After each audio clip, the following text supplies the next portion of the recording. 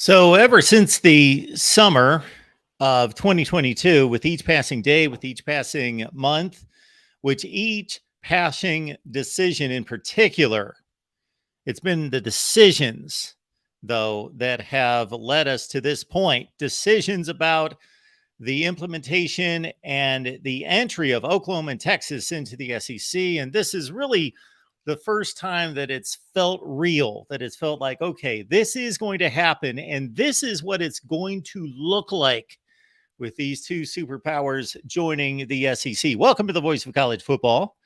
We appreciate you all being here. Please leave those comments and questions there in the live chat. We will answer all these super chat questions and comments. Of course, we will answer others, but certainly you will be answered if you give us a super chat contribution. We appreciate you being here. More so than that, give me a call. We've left a link there in the live chat as well. So grab the link. Please join the show. Give me a call. And we're going to break down the SEC schedule for 2024 and what it all means. So schedules, I am into schedules. I have, for a very long time, just completely ripped the SEC scheduling format to shreds. It's been awful, but we will not focus on that tonight unless that becomes a talking point. I will let you know and explain, as I have in the past for many of you newcomers, why the SEC schedule has sucked since adding Arkansas and South Carolina in 1992, and has sucked even worse since adding Texas A&M and Missouri. Much like the ACC schedule has been awful in its management, in its concept, in its approach, and what it is meant to the season and the competitive nature of the sport and the competitive nature of a conference and trying to determine the best team as a champion. Awful execution and approach by the ACC. Awful execution and approach by the SEC. The Big Ten got it right. They are not our talking point tonight, though. It's about the SEC. So I am going to take my first look at the SEC football schedule for 2024. I'm guessing most of you already know much more than I do at this point because I've been hard at work talking Michigan football at 5 Eastern, Florida State at 6, Miami at 7, and then a conversation with my kids. So nothing that I know about this schedule right now. So we're going to have to find a site and we're going to have to run through the schedules. Maybe my favorite scheduling website, FBS Schedules, maybe that has them posted already. I do not know, but we will certainly get to that. So appreciate you all being here again. If you want to talk to me directly, grab the link that we have provided in the chat, and we'll talk SEC football. So as we proceed through the night, we will expand the topics to all of college football. We typically take all comers in regards to topics and storylines, but we are focused here on the SEC schedule. We're simulcasting on all the various channels. So welcome, Florida Gators, Alabama Crimson Tide, Auburn Tigers, LSU Tigers. Welcome in Georgia Bulldogs, national champions 2 times, and all of our SEC friends, including the 2 newcomers. Welcome in Oklahoma and Texas. And of course, we're going to be most intrigued by looking at the Texas and Oklahoma schedules. Let's dive in. And as we do, we're going to take our first call, but I would like to pull up the schedules. And we have a very appropriate first caller. So while we take a look, we will talk to our guy, DeReal MVP. DeReal, what's going on tonight? Nothing much, Mark. I mean, the SEC just doing what they normally do, outmaneuvering the rest of college football. Oh, really? Oh, yeah, really. Listen, the fans love a 9-game conference schedule. I understand why people want to go to a 9-game conference schedule. I want to go to a 9-game conference schedule. You do? Absolutely. It'd be great. But there's one thing missing, Mark, and it's the most important element. Are we going to take into account the strength of schedule and the strength of record when looking who determines to be in the playoff? Because if I have an 8-4 team that goes to Alabama, Oklahoma, and then has home games against Georgia and LSU, they lose to every single one of them. And then people say, well, they're 8-4, they can't be in the playoffs. Then there's no reason the SEC should go to 9 games. Okay, well, you understand right now that the College Football Playoff Selection Committee, the same committee, not necessarily the same members, but the same committee that is going to be taking us on into the next generation, the next iteration of the playoff at 12 teams, is going to be still using the same criteria. So the answer to your question is yes, and it's no. So it's yes in determining a distinction between Team A at 10-2 and Team B at 10-2, but it's not going to the length or the degree of trying to differentiate to say, man, this 8-4 SEC team played a gauntlet and they are really good. And if you can take Alabama to the wire and you can take LSU to a 1-score game and you can do this and you can do that and beat a decent non-conference opponent from the ACC or the Big 12 or somewhere else, you must be really good. Therefore, we're going to elevate you past a 10-2 team. I don't expect that to happen. Well, if you don't expect that to happen, you got to give us a reward for playing a non-conference game, Mark. And if there's going to be no incentive structure, then why do it? The reward is the tiebreaker. Playing an LSU, you already have the tiebreaker, and you will continue to have the tiebreaker. I don't want just the tiebreaker, Mark. I want the spot. Well, the way the sport's structured, the SEC and every other conference can do whatever they choose to do, and the SEC has, for the time being, decided to stay with 8 games. And much like you, I think we're on the same page. I would like to see them play 9 games because I want to see continuity across the sport with all the conferences. Number one. Number two, I understand on the flip side that they don't need to do that, that the schedules are tough enough, and all the SEC haters out there will diss the conference and the various teams for playing 3 cream puffs. And they do, most of them. Some of them will play 2 legitimate foes and 2 cream puffs, but many of them will play 3, your Kentucky Wildcats included. Hey, you don't have to be shameful. We're just outsmarting the rest of the field. There is no reason to not play 3 cream puffs in the current structure. No, there's not, because nobody's forcing you to do that. And when you're the best, if the Pac-12 was doing this, then it would be an utter joke. SEC haters are trying to make it a joke, and I get their point from a legalistic uniformity standpoint, but from a realistic standpoint, the SEC is still playing the toughest schedules because they've got the toughest conference, even though they're playing one less Power 5 opponent. And let's also understand that Power 5 opponents are not created equal versus Group of 5 opponents. So when the likes of Arkansas go out there and play and schedule Cincinnati and BYU in back-to-back years, that is like playing a Power 5 opponent. Yeah, you're exactly right, Mark. But I mean, with everything being so focused on the playoffs, I think everybody or almost everyone is saying 8 games is only going to be this season, and then they're going to 9. Whereas my feeling on it is we're going to see if a 9-3 SEC or a 8-4 Big Ten team makes the playoff. If they do, then the SEC probably goes to 9 games. If they don't, we'll probably stay at 8.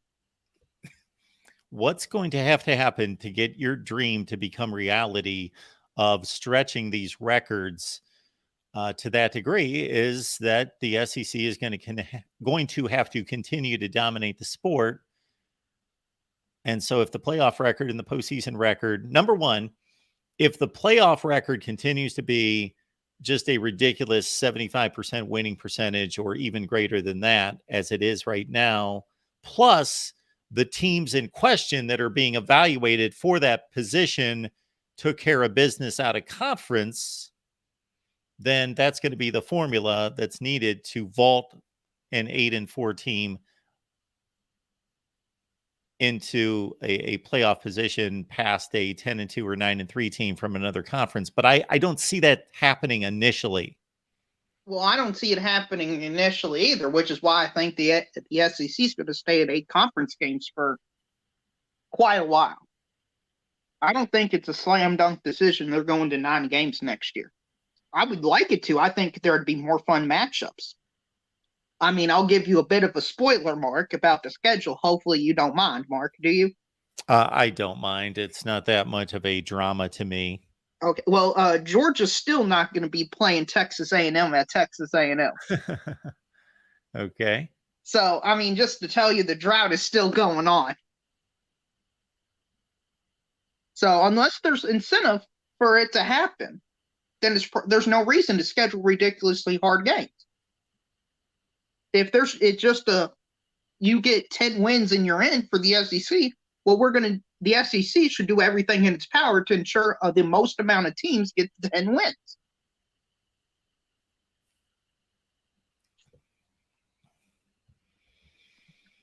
You're absolutely right. These leagues make decisions to put themselves in the best position to be successful, both from a money standpoint and from a competitive standpoint. And that's what they do. And that's what makes sense. And nobody holds them accountable because we don't have a commissioner. You're exactly right, Mark. You're exactly right. And you know what would help holding the SEC to account is one of these other schools beat us.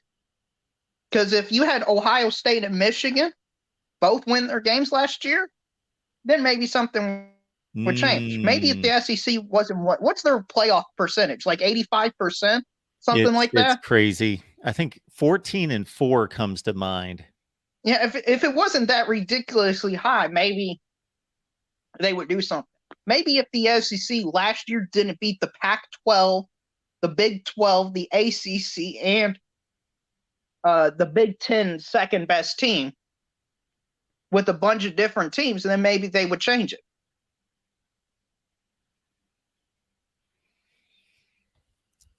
Maybe they would. Is there anything about this particular schedule that caught your eye in matching up? Of course, Texas, Oklahoma, that's the headliner. But it's also, so there's two reasons that this schedule release is more important and more interesting than other SEC schedule releases that we can pretty much predict. Actually, for the last 30 years, the SEC schedule releases, you don't need to have a release because we know what the schedule is. We just want to see the game times and the order of the games because the format has been such that we already knew what the schedule was going to be in conference. But now we've got a completely different format and 2 new teams. So is there anything that hit you as being either a brilliant move by the SEC? We already know that it's brilliant that they stayed at 8 conference games, but besides that, anything that's from an SEC perspective, literally for everybody else's perspective, it's makes no sense. But poor Auburn. That's all I've got to say. Poor Auburn. Let's look at Auburn. Yeah, they might as well forget about their second year. They've got Arkansas at home, as they typically do and have in the past. I got to, of course, reshape my thinking because that's no longer a set game. But Arkansas, as they always in the same division, Oklahoma, Texas A&M, Vanderbilt. That's a bit of a soft touch there. Georgia on the road, Alabama on the road. They've always had to play them. Kentucky, Missouri. Well, I think actually, even though it's poor Auburn, it's always been poor Auburn because they are stuck with Alabama and Georgia. But there is no Ole Miss, LSU, Mississippi State on that schedule. Yeah, Oklahoma's going to probably be pretty good, though. Sure, but they have basically picked up a lot of Eastern Division teams to replace. They've picked up 3 Eastern Division teams to take the place of 1. And those 3 are not that good. But still, I mean, looking at that, that's what, maybe 3-5, 4-4? If they go 4-4 against that schedule, then I will say that Hugh Freeze has done an outstanding job. Yeah, I'm just trying to stretch it in a positive direction, but I mean, yeah, that's tough, Mark. And that's why I'm saying if they go 8-4 with that schedule, they're a legit great football team. great. Good. Oh, well, compared to the rest of the country, they should be in the top 25. Beast Media wants me to point out Vanderbilt having a tough schedule, but the problem with that is Vanderbilt, they're so horrible that everybody else they play is going to be hard because they're Vanderbilt, Mark. Yes, they relatively, from a relative standpoint, they always have a tough schedule because everyone's better than them. Yes. Well, they get stuck with Alabama.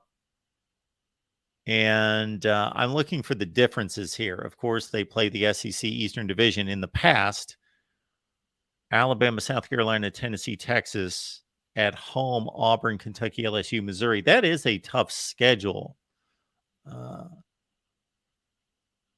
Well, they're all tough schedules. They're all tough schedules. And what you're hoping to see, if you're a fan of any of these teams and you want the easiest possible schedule, is you're looking for Vanderbilt number one. And in my estimation, you're looking for Missouri number two, because I think even though they may not be the second worst team in the league right this second, long term, they're the most likely second worst team in the conference. Oh, yeah, you're absolutely right. Then after that, you probably want your Mississippi State, Arkansas, Kentucky, Golden Miss type team. Texas, you can even throw Texas into that group. Wow. That's how good this conference is. Texas and Mississippi State are in a group of bottom feeders. Yeah. I mean, talent-wise, they shouldn't be in the same group, but results on the field-wise, they probably are on the same group. So,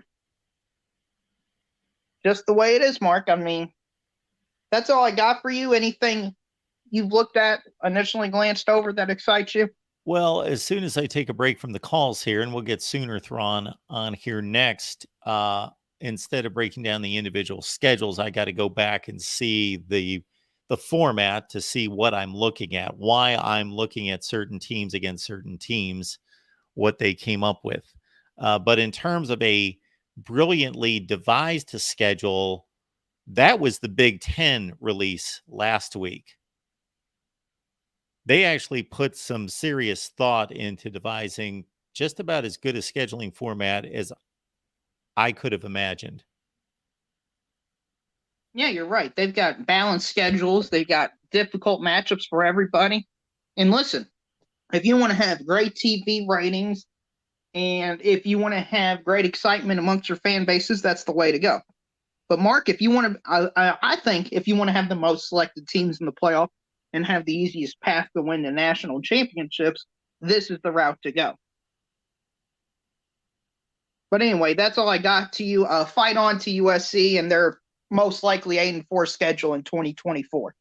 And this fight on business may come to an end. Oh, we lost a reel, but I believe it comes to an end if Florida beats Utah. I think that's the deal. All right, let's keep it moving here at the Voice of College Football. We got Sooner Thrawn on the line. Hey, Man, Mark. it's been a while. How you doing? How you doing, man? I'm good. Hey, it's a big day. Welcome to the SEC. Yes, it's a big day. It was the schedule. It's impressive. It's going to be tough, but it's going to be fun. I'm very much looking. I've been going to too many Iowa States and Kansases, and so it's going to be a little different. Yeah, it's going to be a lot different. I made the statement today during our Oklahoma show that I'm going to have to kind of slap myself every weekend because I'm going to think of these as non-conference games, and I'm going to have to remind myself, oh, that's a conference game.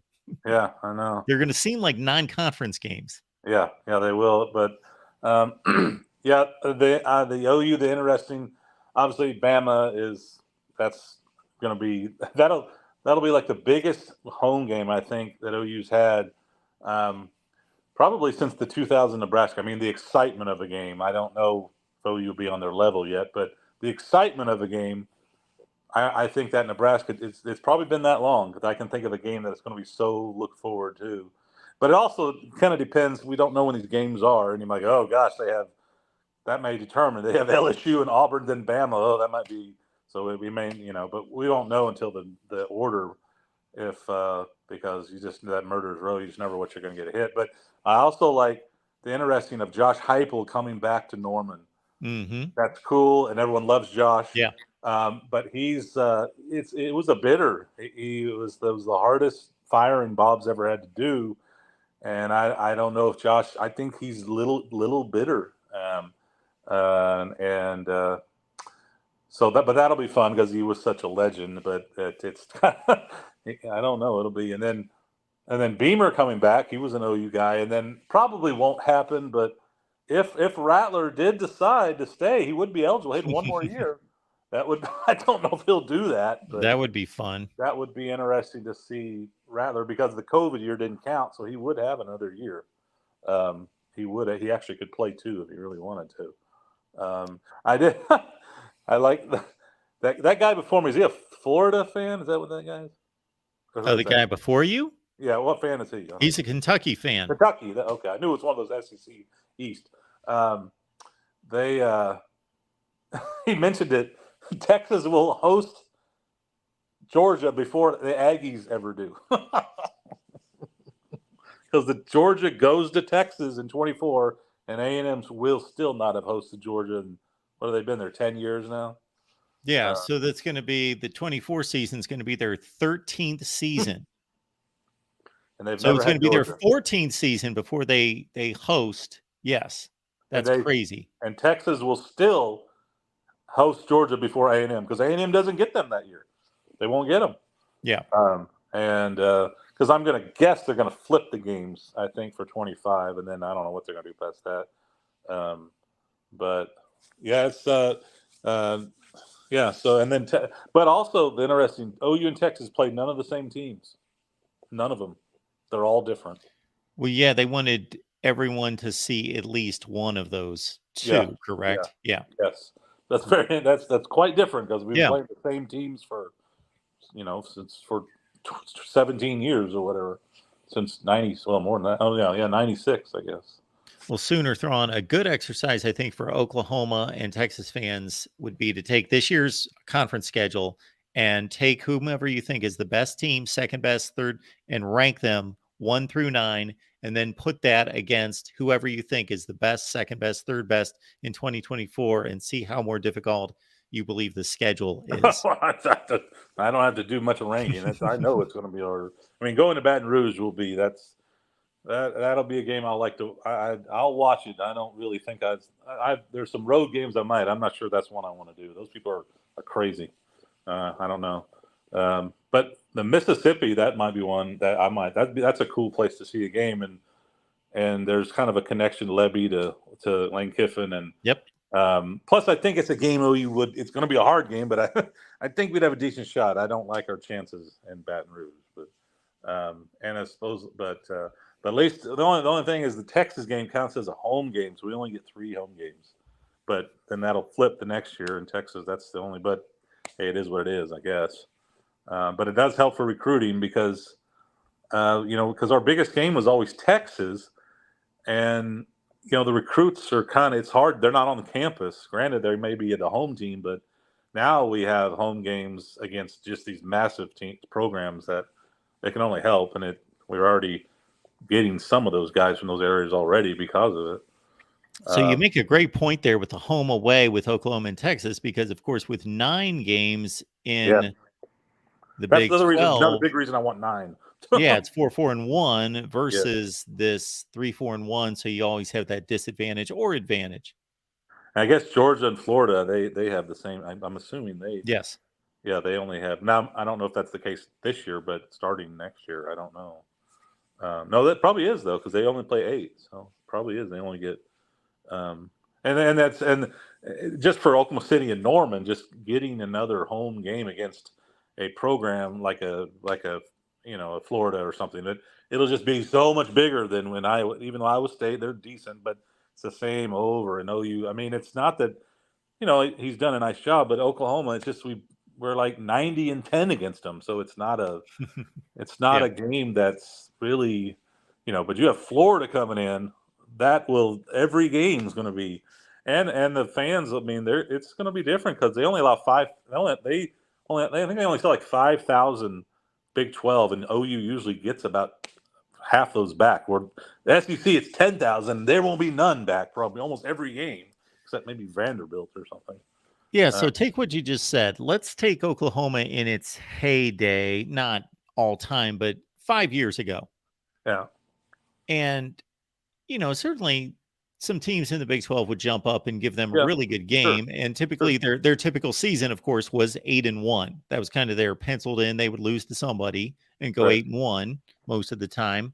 But there would be those We had, Texas Tech games, and there would be those yeah. West Virginia games, or fill in the blank, whoever Or was Baylor, we down. got way behind Baylor and had to make a Yeah, whoever was down at comeback. the time that Yeah. you could kick around and not really look at that schedule, look at that game on the schedule as being a threat. Whereas this schedule, Every game. I mean, every game, is unless you don't. Missouri's down, Yeah, Missouri be the only one that's a little, and it's a road game, so it won't be simple. unless And Auburn's still down. But yeah, even but when it's a road Auburn's game. I mean, down, any road game, yeah, the SEC, I think those are games that are very winnable, but they are not like you're not going to, it's different. And you've seen it through. I mean, the SEC. You see some of these times that these. I mean, like how Auburn 2 years ago, they should have beat Alabama. That was a terrible Auburn team. yeah, And they should have beat them. I mean, they should have. And that's not the first time. I mean, there's been some very average. absolutely. You don't. It's just the emotion and particularly when we go on the road. I mean, these programs are. I mean, they're just going to want to just you're welcome to the SEC, and it don't matter who we're going to be playing. I do think that we will be good enough to win. Other than against the top big boys on the road, I don't give us much chance, and even at home. But any other game, I think we're gonna have a good solid. But it's not going to be like, well, you just kind of show up and then Caleb Williams pulls the ball away from a running back when he fumbles, and somehow we beat Kansas. We're not gonna. You do anything like that, you'll get blown out on the road if you act like Yep. that. All right, Sooner Thrawn. The calls are piling up, so we're right, going to man. move along here. But it's good to hear from you, and good to see you. And thanks for calling in. All right, man. Have a good one. Thanks, buddy. Thanks, man. Bye. Let's keep it moving here at the Voice of College Football. And it's good always to get a Big Ten perspective. It's especially good to get an Ohio State perspective on just anything because, I can't always deliver that. So we go to our buddy David Greenshield to do just that. David, how you doing tonight? I'm here for you, Mark. As always, I'm here for you, man. Absolutely, you are. You know what I was thinking about with the Ohio State schedule? I didn't get a chance to comment this on the Big Ten, and I'm going to go to the SEC schedule here. But the 2024 schedule with the Big Ten, I think the Buckeyes really lucked out with that, by the way. Did you see that their 2024 schedule, by the way? I did. It doesn't come to mind, though, right this second. Give it to me. Yeah, because they did not get SC, in that year, which I think is going to be, really, really helpful, first year of the, with having to do that. So I think that's, pardon me while I pull it up here, but well, they've got Illinois I and think Northwestern. Right. They've got some cupcakes in there. That's where I was going with this. I think they may have lucked out with the scheduling that year. Because I was going to say that, with obviously the merging of the two conferences, that, they could have gotten UCLA, they could have gotten USC, so which would not have been, well, we'll see how good, UCLA would be. But, yeah, I mean, that's something that I think they got very, very fortunate on. Okay, David, I'm looking at, and again, Yeah, we'll get to the SEC here in just a second, but I'm looking at I'm going to go Southern to Miss, it too. Western Michigan, and Marshall. Is there non-conference games? Okay, Yeah, the non-conference is oh Lord, completely weak. That's yeah. I'm gonna have to jump on the Buckeyes for that one. I'm gonna have to lash out, but we'll do that at another time. So, well, go ahead. So no USC.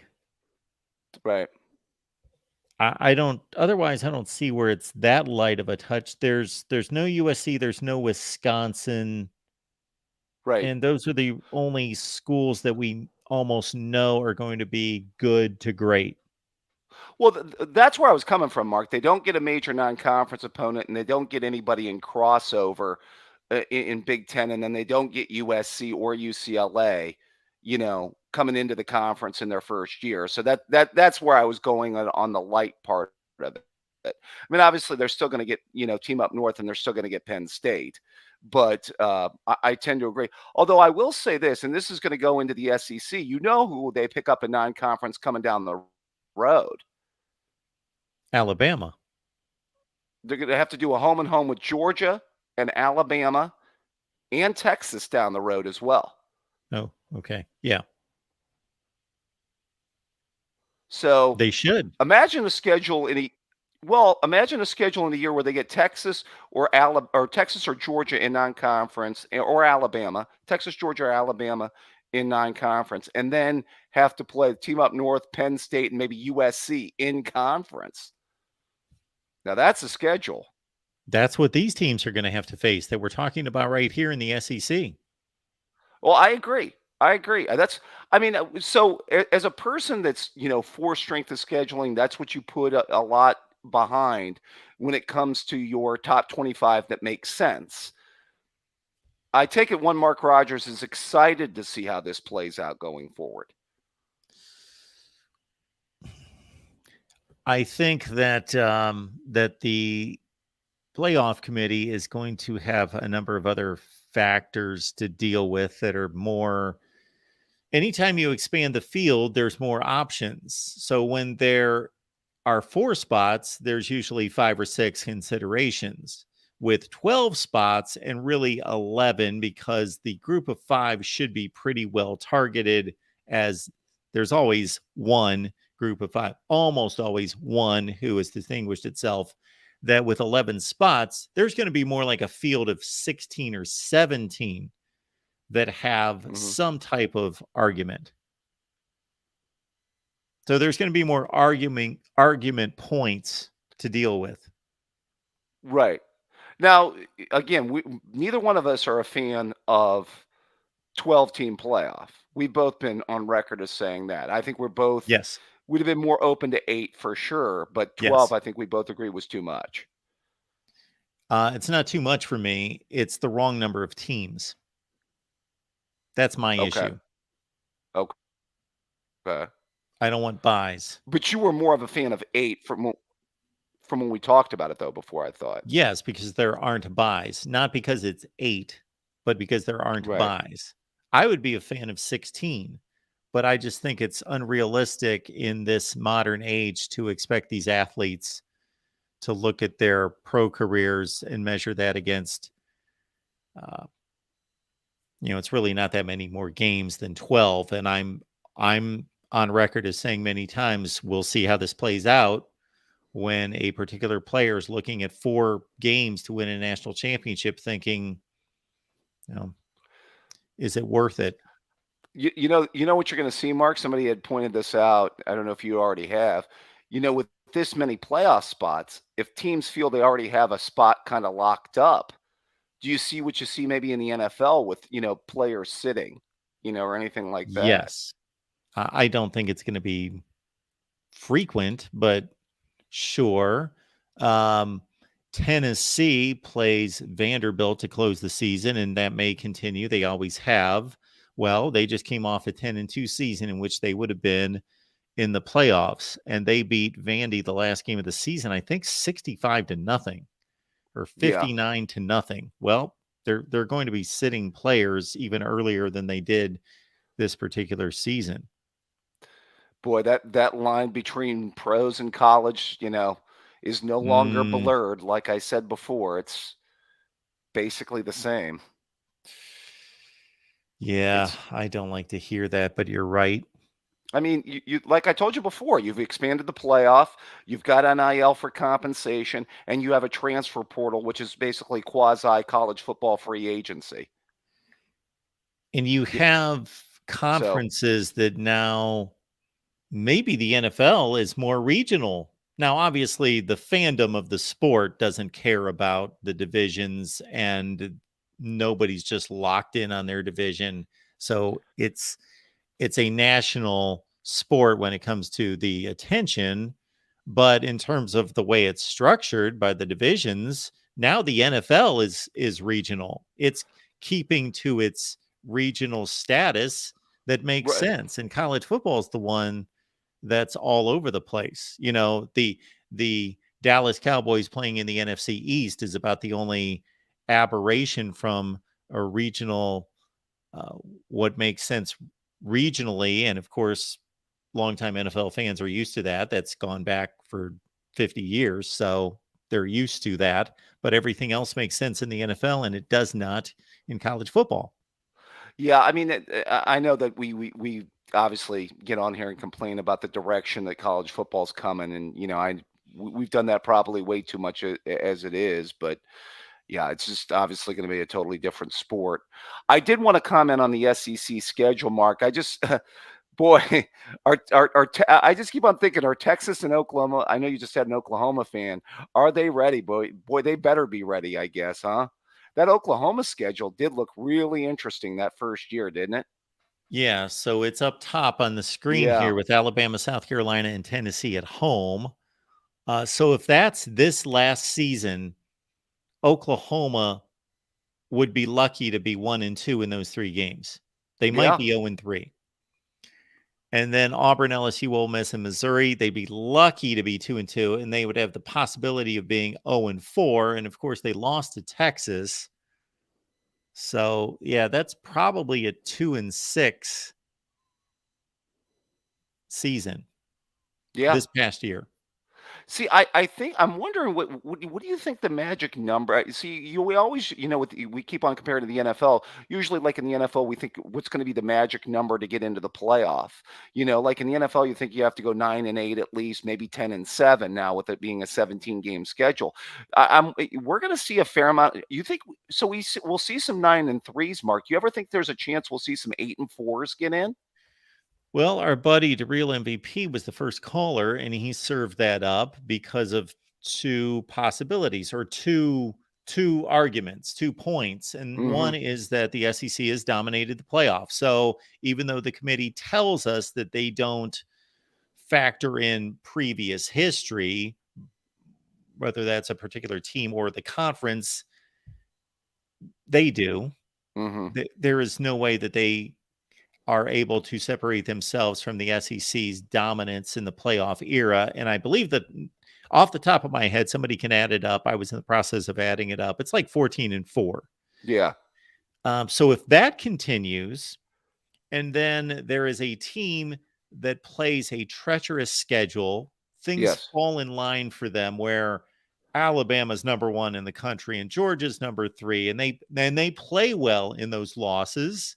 Yeah. And they also play, a la Georgia annihilating Oregon 2 years ago out of conference, and then Oregon goes on and plays in the Pac-12 championship game. If they've got that kind of resume where they've lost to 4, let's say top 10 or 12 teams in the nation, well, in close games, and then they beat somebody out of conference that like is a conference champion, Yeah. like Florida did last year against Utah. What do you yeah, it's just gonna be interesting. You probably have done analysis on this, Mark, the kind of how those teams from, like, I think we mentioned it before, like 10 through like 15, Yes. that bunch in there. Yeah, I've gone through it, and I would love to do again. I'm not good at keeping a database. That's the next step here at the Voice of College Football. Behind the scenes, keep a database. Yeah, go through each season and yeah, lay out the 12-team playoff and how it would have been, reviewed by the College Football Playoff Selection Committee. And what I remember is this is going to be an interesting portion of this, David, is Yeah, what I kept hitting was how is the committee going to evaluate losing conference championship games? Because there would be these 10-2 teams out there that would be safely in the playoff the week before as the right. number 11 team in the country. Then they lose a conference championship game and they're 10-3. And you match them up against 10-2 teams. Well, should they be penalized for typically losing to a team that's a top 5 or 8 team in the country? Well, I mean, everybody's going to be trying to jockey for those buys, though, Mark. I mean, I guess that's Sure. at the point where you're just playing for seeding, and trying to get the buys. Which I'm that, by the way, I just think 8 is the ideal number, but I'm also in agreement with you that I'm not a fan of buys either. By the way, But at least they did the buys in a manner in which I would have done them yeah. with the conference championships, because they're awarding conference championships, and then they're also giving returning value back to the conference championship games. By the way, just catching the eye, that Tennessee schedule looks interesting too.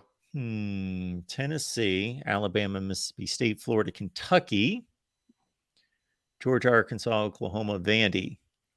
Yeah. Yeah, that looks real interesting. Yeah. They got to go on the road to Georgia and then to Oklahoma.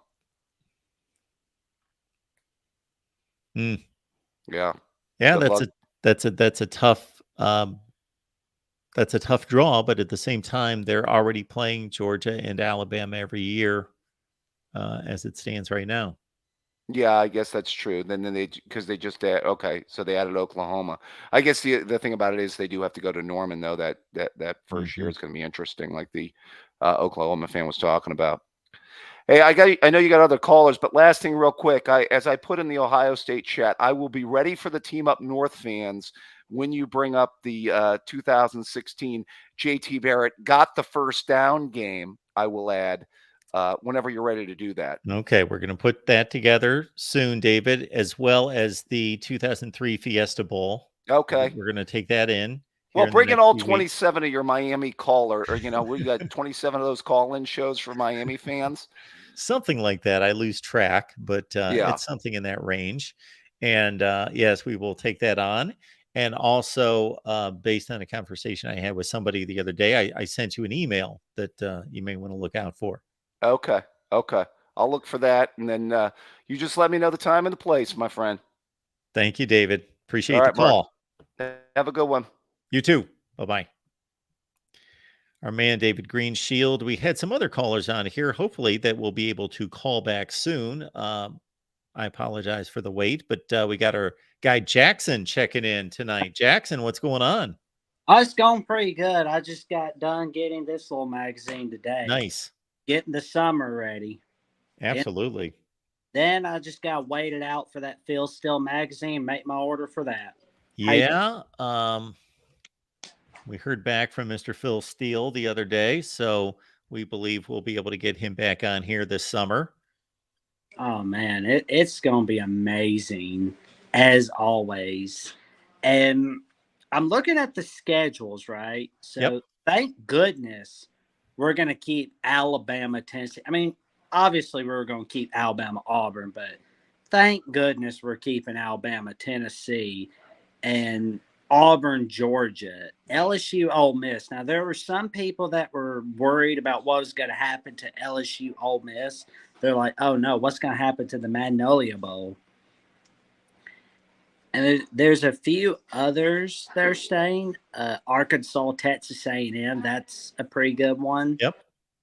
And Florida, Tennessee staying for another year, but thank goodness we're going to see Texas and Texas A&M, the Lone Star Showdown, return in 2024 at the 12th man.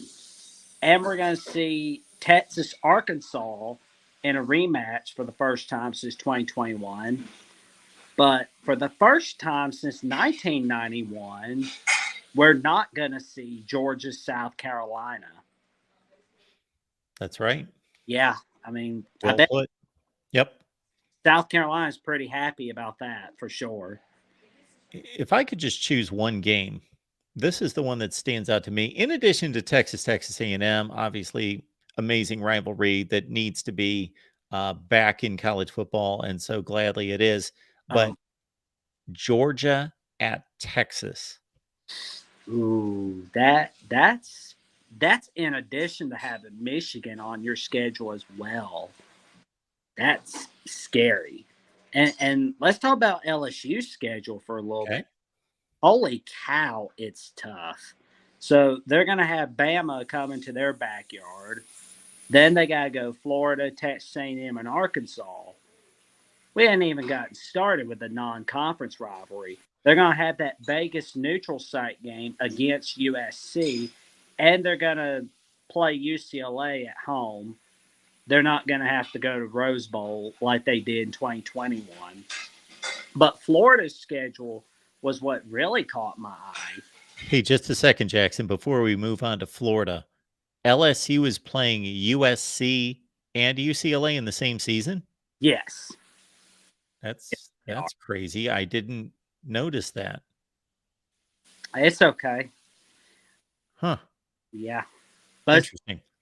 But, if they go 10-2 with that schedule, that could help them get into the playoffs with a 12-team setup. Now, see this LSU schedule before we move on to the Gators. They always play Alabama, Ole Miss, Texas A&M, Arkansas. So those 4 are no change to what they're used to. Yep. They've got Florida still there. Let's say the South Carolina game would serve as what used to be that rotation just coming up on South Carolina. So basically they've picked up Vanderbilt and Oklahoma in place of Auburn and Mississippi State. That's what the trade-off is. If you add all that together, they've traded Auburn and Mississippi State for Oklahoma and Vandy. Yeah, that's pretty big right there. Florida's got a really big schedule right there. Of course, they're still doing the Georgia game. Thank goodness for that. But they have to go on the road to Tennessee and Texas. And they got Mississippi State on the road. They got LSU, Texas A&M, Ole Miss, and Kentucky at home. But the non-conference schedule, of course, they're playing Florida State on rivalry week. Yep. But guess who else is on there? Miami and Central Florida. Ooh. Yeah. Wow, that's a great schedule. Not for Billy Napier, but for us. Yeah. You've looked into this, Jackson. So I always appreciate you keeping us updated on future schedules here. So Florida plays. That's tremendous. Florida State, Miami, and UCF in the same season. Yep. And I will back off on my criticism of Florida football having not traveled out of the state for a non-conference game, neutrals, or a true road game since 1991. I will do that in favor of that crazy schedule. What'd you say, Mark? That is tremendous. I'm just saying that I am going to lay off of Florida and my criticism of the Gators that I bring up from time to time when talking about scheduling, having not gone on a true road trip since 1991 to Syracuse, outside the state of Florida. Well, they definitely will by going to Utah to start off this year. Yes. So that, but this what you just outlined with this crazy UCF, Miami, and Florida State non-conference schedules, I love that. Well, and Georgia's schedule, they're going to have Clemson to start off the 2024 season. And, of course, they'll have Georgia Tech on there. And we're looking at Auburn's non-conference schedule. It's a little bit easier. But Texas, in addition to playing Michigan, they're going to have Louisiana Monroe. And from what I found out, so I'm guessing it's going to be the only easy game for LSU. It's the University of Nicholas. Is that the old Nicholls State? No, just Nicholas for right now, I guess. What is that? Beats me. The University of Nicholas? Yeah. I don't Folks out there, fill us in on that. Who in the world is that? The University of Nicholas? Maybe Nicholas State or Nicholas, but they're from the state. That's got to be Nicholls State. Yeah. Okay. I'm just like, we gotta make this like a spring game. Like the FBS, FCS games be spring games. But oh well. But on the bright side, we're going to finally have LSU Oklahoma. We've waited for a couple decades for that to happen. Yeah, that's cool. Rematch of the 03 BCS championship game. Thank you, Easy Money. I assumed it was Nicholls State. Yes, the championship game there in 03 in New Orleans. Yep. Yeah. And Oklahoma, we don't know what their third and fourth non-con games are yet. Because right now they got Temple and Tulane, but they're going to have a rough road ahead of them. I'm just curious to see if LSU Arkansas is going to go back to rivalry week for 2024. Because we noticed that Oklahoma Arkansas isn't on the schedule. Kind of wish it was, but yeah, I agree with Tim. Brian Kelly's never won a big postseason game. Never won a big postseason game in a decade. Yeah, I generally agree with that. Won a lot of second and third tier bowl games. Yeah, especially last year. But maybe he'll win a big one this year. Maybe he won't. But history says Brian Kelly's not going to win a big New Year's Six game.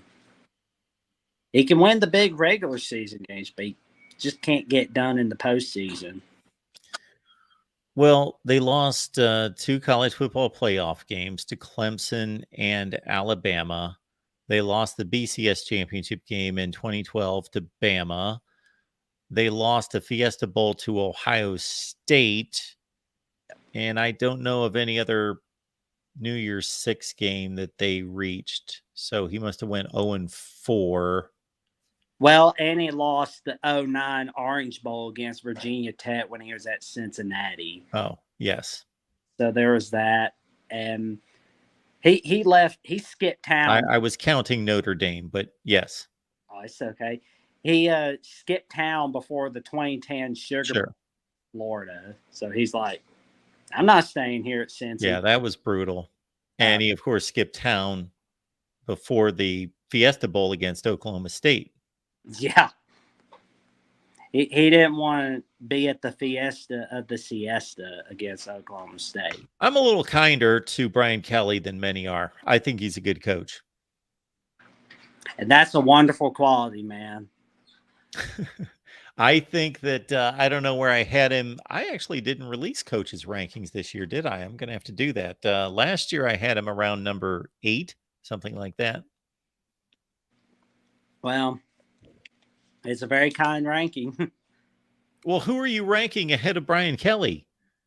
Well, I'll have to do my coaches pretty soon. Bring them on and let us know, Jackson, and we'll compare notes. And I guess I've got to do my coaches' rankings as well. Yeah. They may be same as yours. I'm not sure.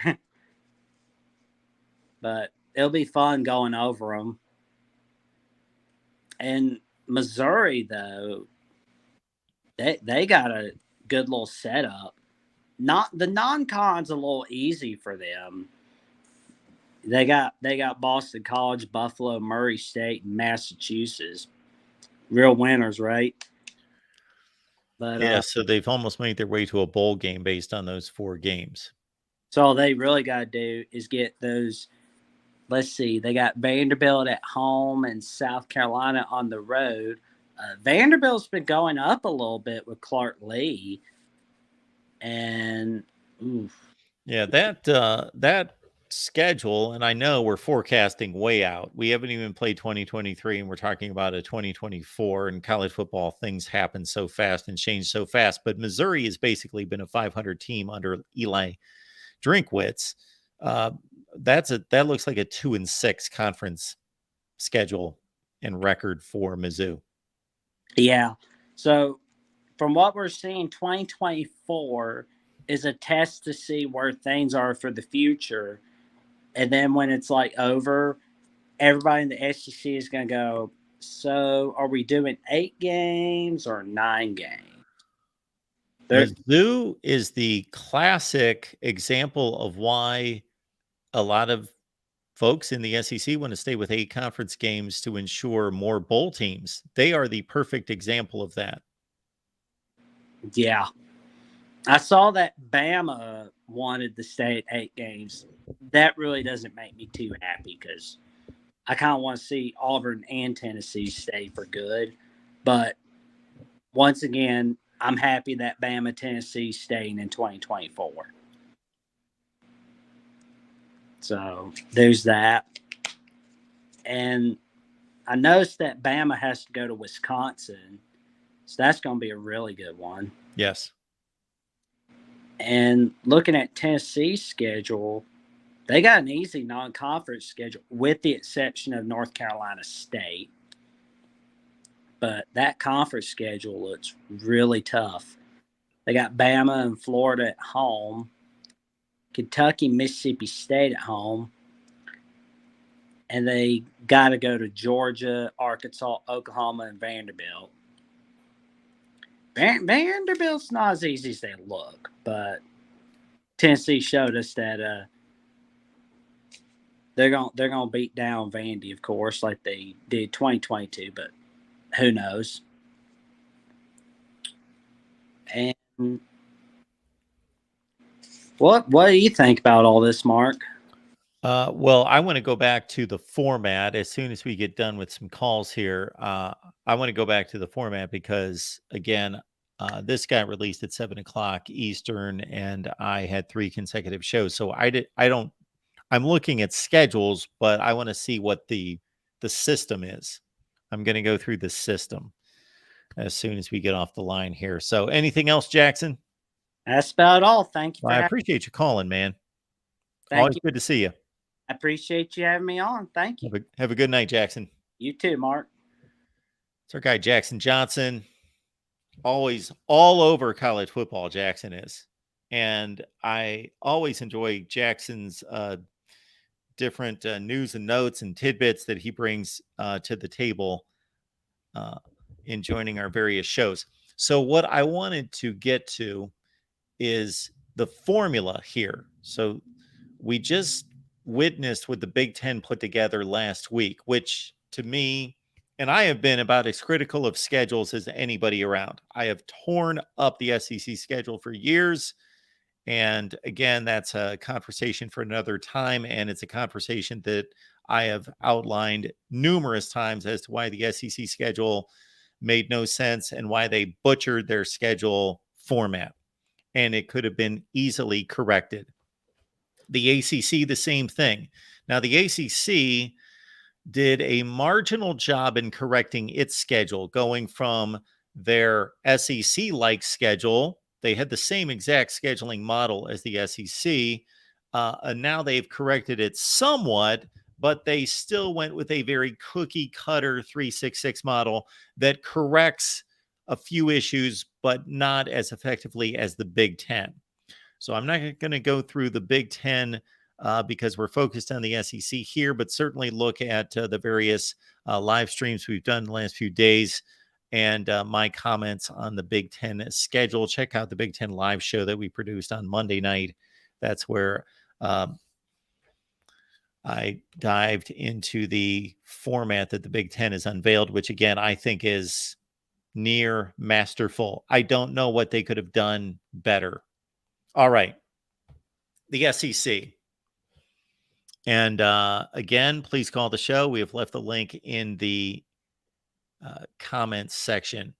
Home and away designations in 2024 were built with the provision that no school will travel to the same location to which it traveled in 23.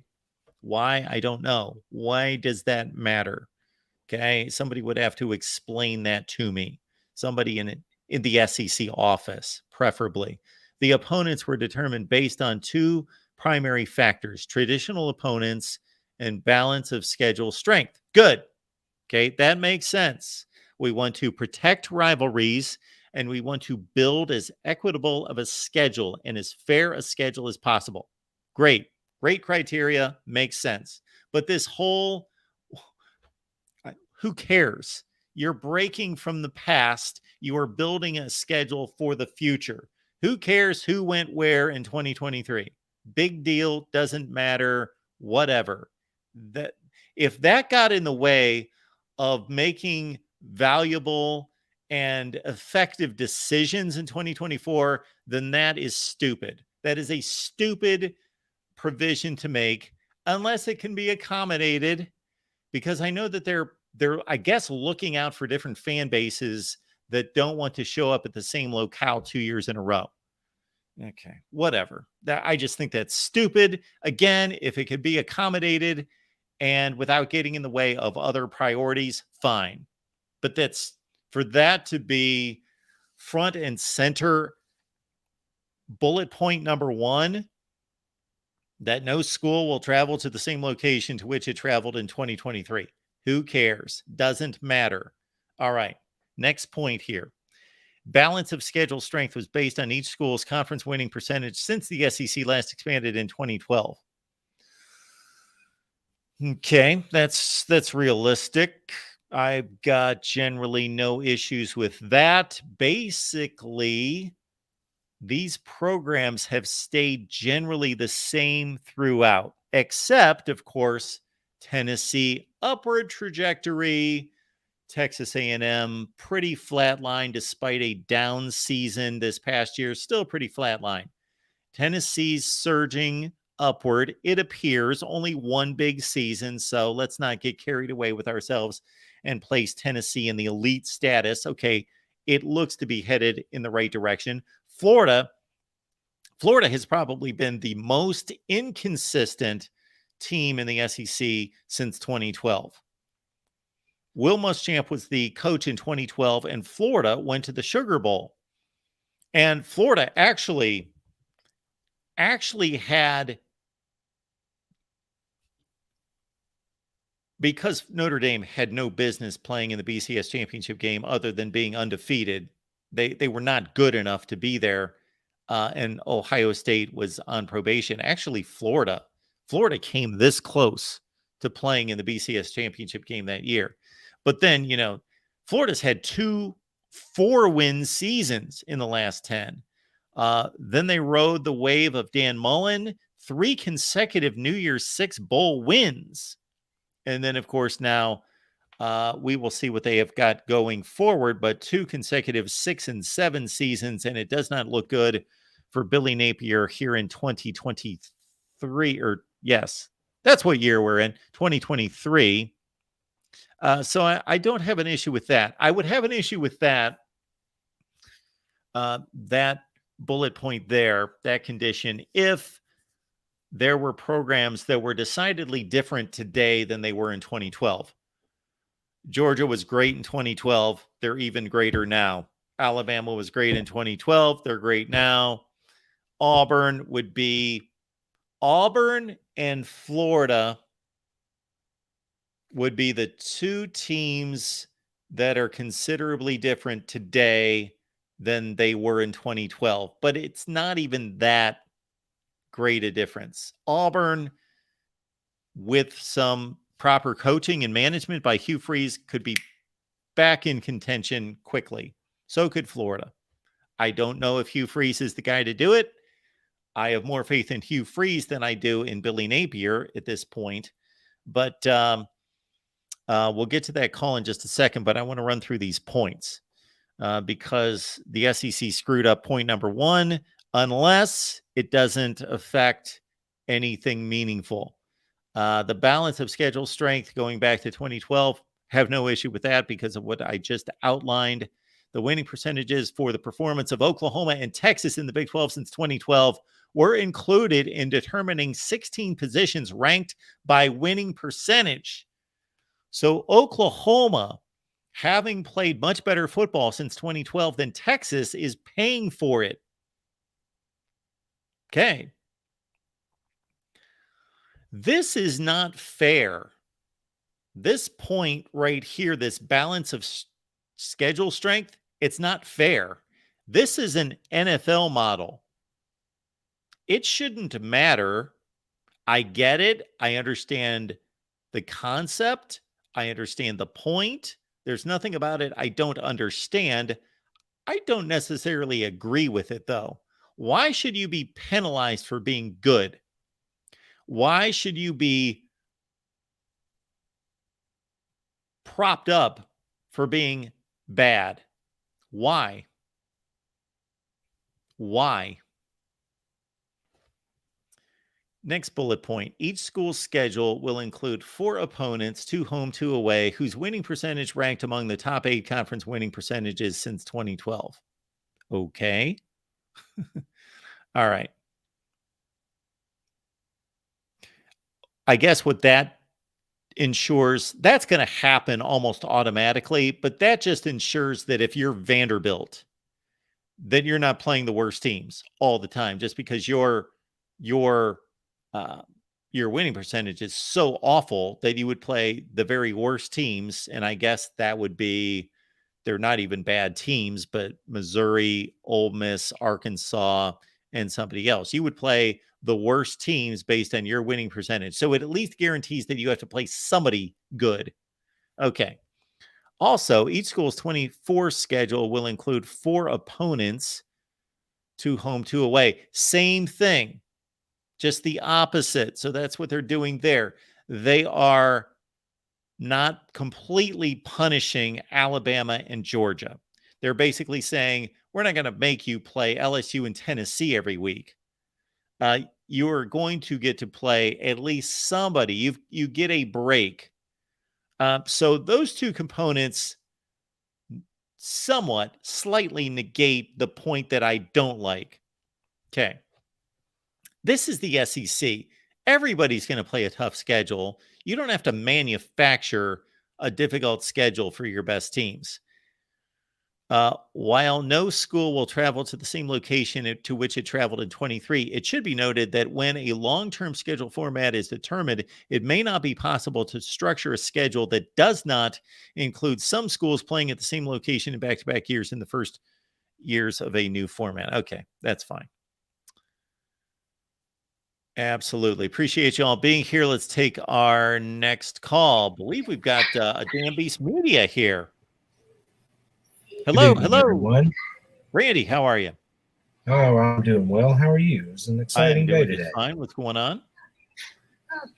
Nothing. I finished up my stream a little while ago, saw that you were on, and thought I just might pay attention, considering we're talking about the SEC tonight. Would love to hear from you. What strikes you about the schedule?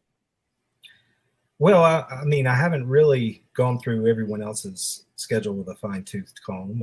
But I have looked at Georgia, and I mean, from top to bottom, I absolutely will say it's a tough schedule. Others have used the word brutal. I don't know that I would, but others have. I mean, it didn't shake out. I took a stab at predicting who I thought we might see on the schedule, and it didn't shake out quite that way. I was surprised to see Tennessee on Georgia's 24 schedule. And I was actually, I mean, you could have flipped a coin. I had gone with Oklahoma instead of Texas, and I had Oklahoma or Georgia going to Oklahoma in 24.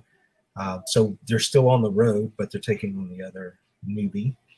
And I had Alabama on the schedule, but I had them coming to Athens because they haven't been to Athens since 2015. And, Texas and Georgia were supposed to play in 28 and 29, but that game got canceled with with them coming into the league. And I just thought that since the Oklahoma game was closer on the future schedules, that maybe they would just plug Oklahoma in there, and they didn't. But that's fine, whatever. And of course, Georgia opens the season with Clemson. They finished the season with Georgia Tech, so 2 non-con Power 5 games. They get Florida and Auburn, which were mandatory from a Dogs fan point of view. They get Kentucky on the road and Ole Miss away. I don't know. I guess just the fact really that Tennessee's on there, that's kind of surprising to me. I really thought that game might be South Carolina, not Tennessee, because traditionally Tennessee is not a Georgia rival. It's a great game. And since we went into divisions, they've played every year. That is not a traditional school rival, though. That would be Florida, Auburn. And given what was left, if you took Tennessee, Kentucky, or South Carolina, I could probably see either Kentucky or South Carolina being, if you had three, say, permanent rivals, being that third team, but certainly not Tennessee. So to see Tennessee on there was probably my biggest surprise. Okay. So to me, this is what makes it difficult. So as you know, Georgia plays Auburn every year in the current format. Then they play everyone in the East, and they rotate against the other teams in the West. So let's say Mississippi State would be Georgia's rotational team to play out of the West. You're taking Texas, Alabama, and Ole Miss. They're playing those three teams in place of Missouri, Vanderbilt, and South Carolina. Correct, which is why some people say this is a very difficult schedule. Yeah, I don't feel that way. I'm someone, I say line them up. Let's go. Play them all. Well, that doesn't mean it's not a difficult schedule, though. I'm sorry? That doesn't, just because you're looking forward to playing these games doesn't mean it's not a difficult schedule. Oh, no. Like I said, it's a difficult schedule. Yeah. I just don't know that I would go so far as to say brutal. Some people did. Because if you look at the 5 games that are outside of Athens, you have the 4 true road games. Then you have the game that we play in Jacksonville against Florida, which is technically a home game. But, obviously you're traveling. That's a different discussion, whether that game should be there or not. But when you look at the 5 games that they're not between the hedges, I mean, that's a tough row to hoe. And then when you are home, you still play the likes of Tennessee, Auburn, So I just say, play them all. I have no fear. I know that there were some Georgia fans earlier today with leaks about Texas and Alabama being on the schedule and both being road games. They had something to say about that. And I'm just not in that camp at all. I just think line them up, let's play them. That's what I want to see. I want to see us play them. And whether it's a 9-game schedule or an 8-game schedule, they're going to play every team in the league inside a 4-year window, home and away anyway. So we're going to see all of these teams. But now, like, not seeing, say, South Carolina more often is going to take some getting used to. I do think that if they switch this to a 9-game schedule in 25, which I think is a real possibility, and they do choose to go with the pod option, which seems to make the most sense, where you have 3 permanent rivals and you rotate the others, then I think you're going to see Auburn, Florida. And I've said for a while now, I think that game would be Kentucky as the 3rd permanent rival. And then everyone else will just roll through. So, yeah, it's going to be difficult. It's going to be difficult because the SEC is the best conference. It's going to be difficult because of just who we're playing and where we're playing them. And we don't even know the devil of the details, which is when do we play these games? How does it stack up? Are you doing back-to-back road games? Stuff like that. So it is a very challenging schedule, but I am in no way daunted, and I'm certain that the boys in Athens aren't either.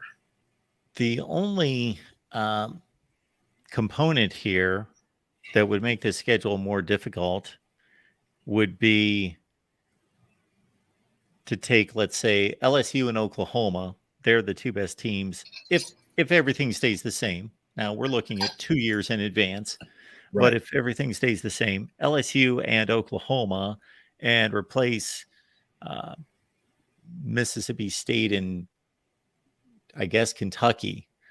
And I don't know that Oklahoma and LSU over the last couple of years are that much better than Mississippi State and Kentucky, but we expect them to be. So that would make it more difficult. Otherwise, you're playing most of the best teams in the conference. Yeah. I mean, it is absolutely challenging. So for all those people out there who like to try to poke fun at 23 and the schedule that we had to play, obviously that will not be an arrow in the quiver in 24. But I mean, that's ridiculous anyway, but that's another thing. It's just the Alabama game could have been LSU. That's a money game. That's a TV game.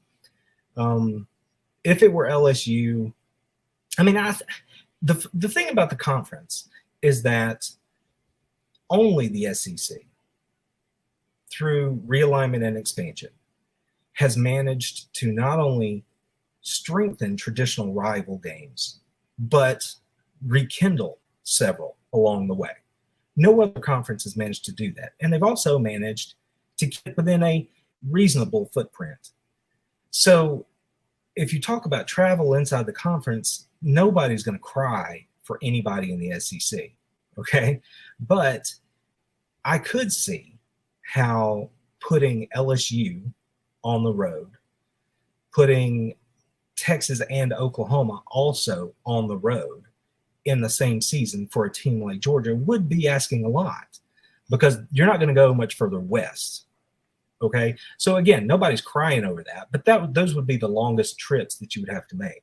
So Tuscaloosa, not bad, but they do have to go to Texas, right? So they're going to get one trip further west. And I think moving forward, for lucky, that's kind of what we'll see, is maybe you'll get LSU one year, maybe you'll get Oklahoma one year, but maybe you don't get them on the same, or Texas, but you don't get them both on the road in the same year. So, I mean, that's just conjecture. And who cares about fairness, right? But I would hope that maybe they would take that in consideration. Well, I care about fairness, and based on the bullet points that we saw that the SEC unveiled, they care about fairness with the condition that they're going to protect the games that they believe need to be protected. And I'm all for that. I just see no reason why they have to have this kind of NFL schedule, this NFL type model of looking at winning percentages. Well, yeah. Well, I don't know. I hate to just say it's one man's voice, but obviously Nick Saban had something to say about that, which was ridiculous. Why would he want that? Oh, no, what I mean is he was just, when he looked at the potential pods that were floated for a potential 9-game schedule, he didn't like who Alabama was rumored to play. And so, but he's being penalized by this. He and Kirby Smart are being penalized by having he specifically, because they have by far the best record in the conference since 2012. So they theoretically are going to play the toughest schedule based on what we just read. Well, the other surprise, and what you just said reminded me that there's no Vandy on the Georgia schedule, is that actually is a bit of a surprise too. And I guess I would say maybe Tennessee wouldn't be there and Vanderbilt would, right? To your point about leveling it out a little bit, or however you want to think of it. Because Georgia and Vandy, gosh, they've played as far back as I can recall, and that's just one of those games that, do I want to go to Nashville? Nashville's a fun visit. Probably Austin now is going to be the next best marquee visit for the Dogs if we have to travel, or it may replace Nashville. So just from a fan's point of view, not playing Vandy is kind of a bummer in that regard. But it's just one of those things where if they were looking to balance it a little, Vandy would have been on the schedule, right? So they're not, clearly. But again, you will never hear me say, woe is the person on the yacht. You know what I'm saying? That's just not going to be the case. I don't care. I want them to play the best games possible, and hopefully they can keep it fair. I mean, why would you want to beat up your top tier teams if you are in fact trying to get as many teams in the playoff as possible? But I don't think that really matters either. I'm not a fan of the playoff, but that's the future. That's where we're headed. So, well, what would you do? What format would you implement? Regarding the playoff, or just inside the conference? The playoff. I think I heard you say this earlier, and I think we agree. I mean, I'm fine with 4. I think 8 would have been fine. Once you get beyond 8, I just think you're going too far. Because you're not going to change. I just believe you're not going to change the outcome if you go past 8. I don't think it needs to be the NCAA men's basketball tournament. I think you need to have the teams there who have a legit shot to win. And I believe I've stated it here before. I think there's probably 8 to 10 teams in the country who can say that right now. So I don't think we need to get into those other teams other than for participation trophies. And I'm not trying to diminish anyone. I just think that if you're not going to make the investment to compete at that level and teams aren't, look at their budgets, then don't tell me that you want to be in the playoff just so you can recruit better. Well, that's not a participation trophy. A participation trophy is when everybody gets a trophy for participating. Well, but they do, because if you make the playoff, don't you go recruit off of that? Don't you fundraise off of that? That's not a trophy. A trophy was when I took my kids to soccer and everybody got an award, regardless of how awful they were and how awful their teams were, and everybody got an award. No, teams have to earn a playoff spot. I don't like the 14 playoff because we've got too many conferences to have a 14 playoff. It doesn't make any sense. Well, sure. Arguing for expansion is fine. Like I said, 8 is fine. I just don't know. I just don't know about the 12 team. You make total sense. I'm not arguing that I believe that there are more teams that are capable of winning a national championship. I completely agree with you. And that may rotate through. Like I said, say there are 10, right? I mean, you might have 4 that you consider locks, 4 that have the potential to be there consistently. And then you might have the other 2 that, based on whatever, rotate in and out of that top 10 that have the opportunity, right? If you will, say Georgia somehow messes it up and falls out of those top 10 and TCU slides in and they're the new 10th team or whatever. That's fine. But I just don't think you're going to have team 12, doing much damage in this thing. And we're going to be forced to listen to the debates about who should be in and who's not. And I mean, it makes for talking points in television, and that's fine. But, and I'm going to watch the playoff games. Don't misunderstand me. I want more football. Football's great, but I don't enjoy, non-competitive games. And who knows? We'll see how it plays out. But I just think also there's the whole devaluation of the regular season, which is probably the worst part of the whole thing for me when we're talking about the playoffs. But I hate to talk about the playoffs like that because, the schedule is the focus, but obviously the focus, those two things are tied together, right? This schedule is tied to that playoff. And when I look at the schedule, I mean, it comes back to what is your team in 24? Like if I look at my team, let's say Carson Beck, who I assume is going to start. I believe he will. I believe he will play very well. Georgia should have a good year. If all of those things happen, he might decide to go pro. And God bless him. That'd be great for that young man. He's put in his time. He's earned it. So if we flash 1 year forward, then Brock Vandegrift, assuming he continues his progression the way Beck has, would be essentially in the same boat as Beck is right now. Another year of learning, another year under the new system. He assumes the reins. So at the very minimum, you've got a new quarterback in 24 to go play this schedule. But if Brock transfers out, now maybe you have a sophomore in Gunner, or you have a true freshman in Raiola or Puglisi running the show. Think about this schedule with those dudes under center, right? It's not the 23 team that's going to be out there. The 24 team will be. The defense will still be great. The O-line will still be great. But there will be new changes, and this goes for everyone. But if I say, okay, Brock Vandegrift, go on the road and beat Alabama at Tuscaloosa, that's a tall task because we haven't seen him play. That's just the way we have to think about this. So it is a very difficult schedule. No Vandy, no South Carolina. I mean, if you look inside the conference, who do we assume Mississippi State is struggling in their second year under a new head coach? Or do they have it figured out? If we assume they're struggling, okay, maybe you look at Mississippi State as the softball. I don't feel Kentucky is a softball. Kentucky's a very physical team. They play very well under Stoops. Ole Miss is always dangerous. We're on the road. Lane Kiffin's offense is always a challenge. In fact, the only team that the Dogs haven't beaten under Kirby is Ole Miss. They got housed the last time they went out there. It was brutal. I mean, they lost like 45-10 or something with Jacob Eason at quarterback in 2016.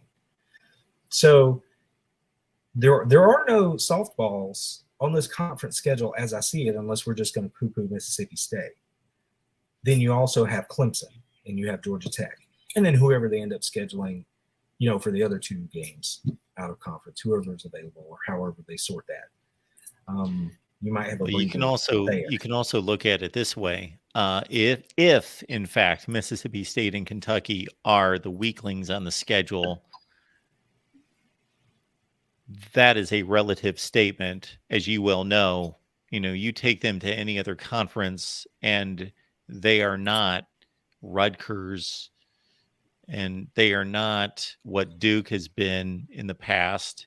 They are not Georgia Tech. They are not Virginia Tech right now. They are not Northwestern. They are not a whole slew of teams in every other conference. If those are the two worst teams on the schedule, and they are what they typically are, 7-5, 8-4 type teams. Sure. That's a tremendous schedule. Well, I appreciate the fact that you, unlike, many who are in the chat or wherever, who want to just say, no, the leagues are the same. Obviously, you made a statement that they're not. No. And, it's ridiculous to assert such a thing, but people do it every day. And it's just one of those things where I've yet to have anyone tell me that they would trade even the 23 Georgia conference schedule for their conference schedule. You know what I mean? Mm-hmm. Nobody wants to do that. So, but yet, we don't play anybody, or we don't play Randy, which Randy is the Eastern Division, of course, Auburn, and then who is their other team in the West this year? Yes. Oh gosh. Is it Ole Miss? It is Ole Miss at home. Yes. Yeah. Nobody wants to trade. I would love. This will never happen, but I would love to experiment and send a mid-tier SEC team to, let's say, the ACC. I'd love to send Ole Miss to the ACC this year. See what they would do. Yeah. Yeah. I mean, it's,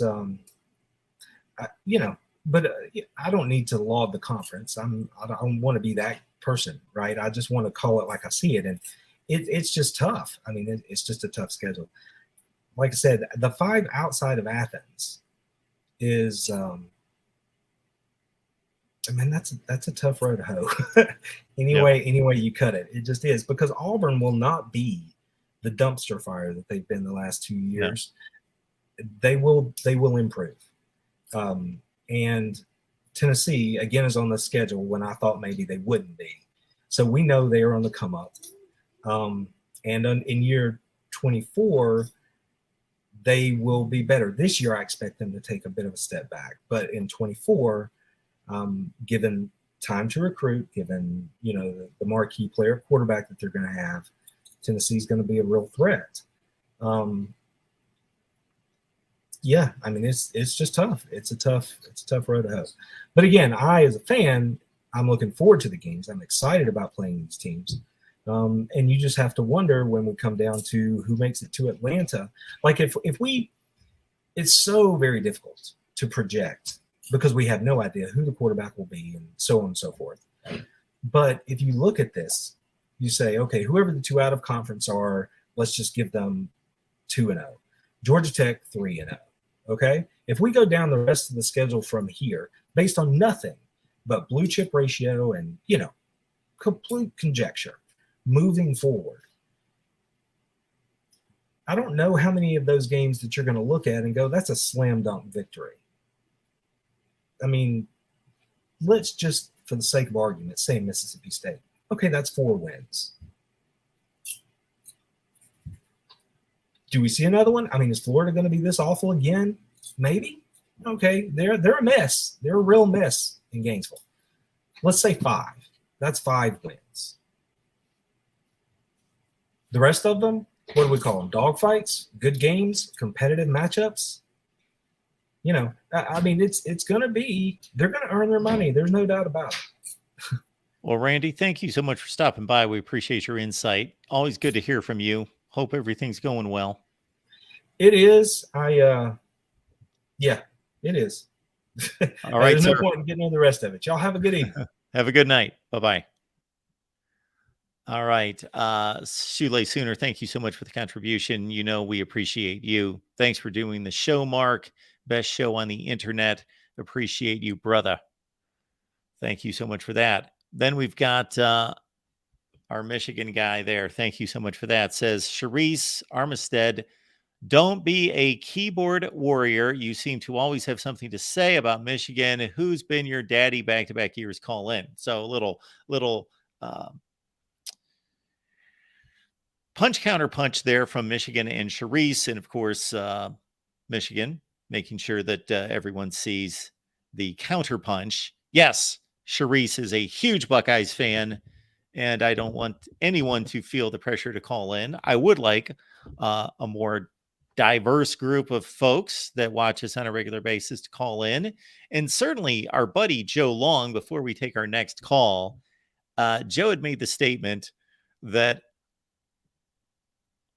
Ohio State is overrated. And I believe his earlier statement was the most overrated or something like to that effect. And I would just love Joe to call in and let me know how the team, the school with the best winning percentage of all time, the best winning percentage of the last 15 years, the last 20 years, the last 50 years is overrated. I don't know how they're overrated. Are they picked to win the national championship every year and they've only finished like number 3 in the country? So, but no, they're not picked to win the national championship every year. I don't know how they're overrated. But I would like that explanation. And then somebody asked Joe to call in, and Joe commented that the last time that he called in, I hung up on him. And yes, I'm hanging up on people left and right, as you can see. That is something that I probably let him rant on for like 28 minutes before I finally said, okay, you don't know what you're talking about, and hung up on him. Maybe that's what happened. I don't recall Joe ever calling. He says that he did. I would love for Joe, for you to call back and explain to us why Ohio State is the most overrated program. You may enlighten me in some way. All right, our buddy Tim stopping by. Tim, what's going on tonight?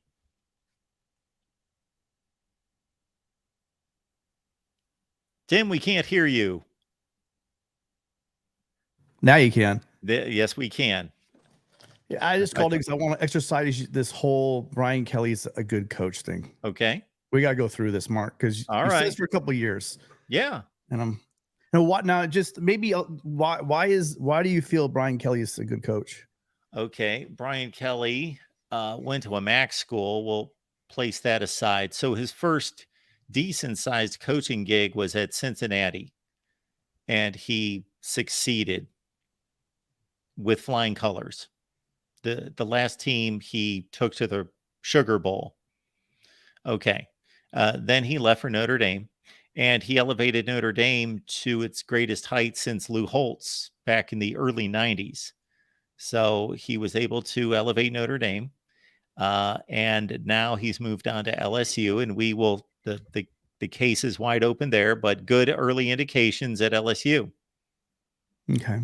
Like, where would you rank Brian Kelly? I would rank him as a top 10 coach. I have ranked him as a top 10 coach in the country. What I like about Brian Kelly is he's consistently wins the games he's supposed to win. Yeah, he does. You know what I mean? Like, he's just that guy. Yeah. You know, Brian Kelly, he's going to show up, and with the exception of a couple really bad years, you know, that he's had. He shows up, he wins the games that he's supposed to win. Yes.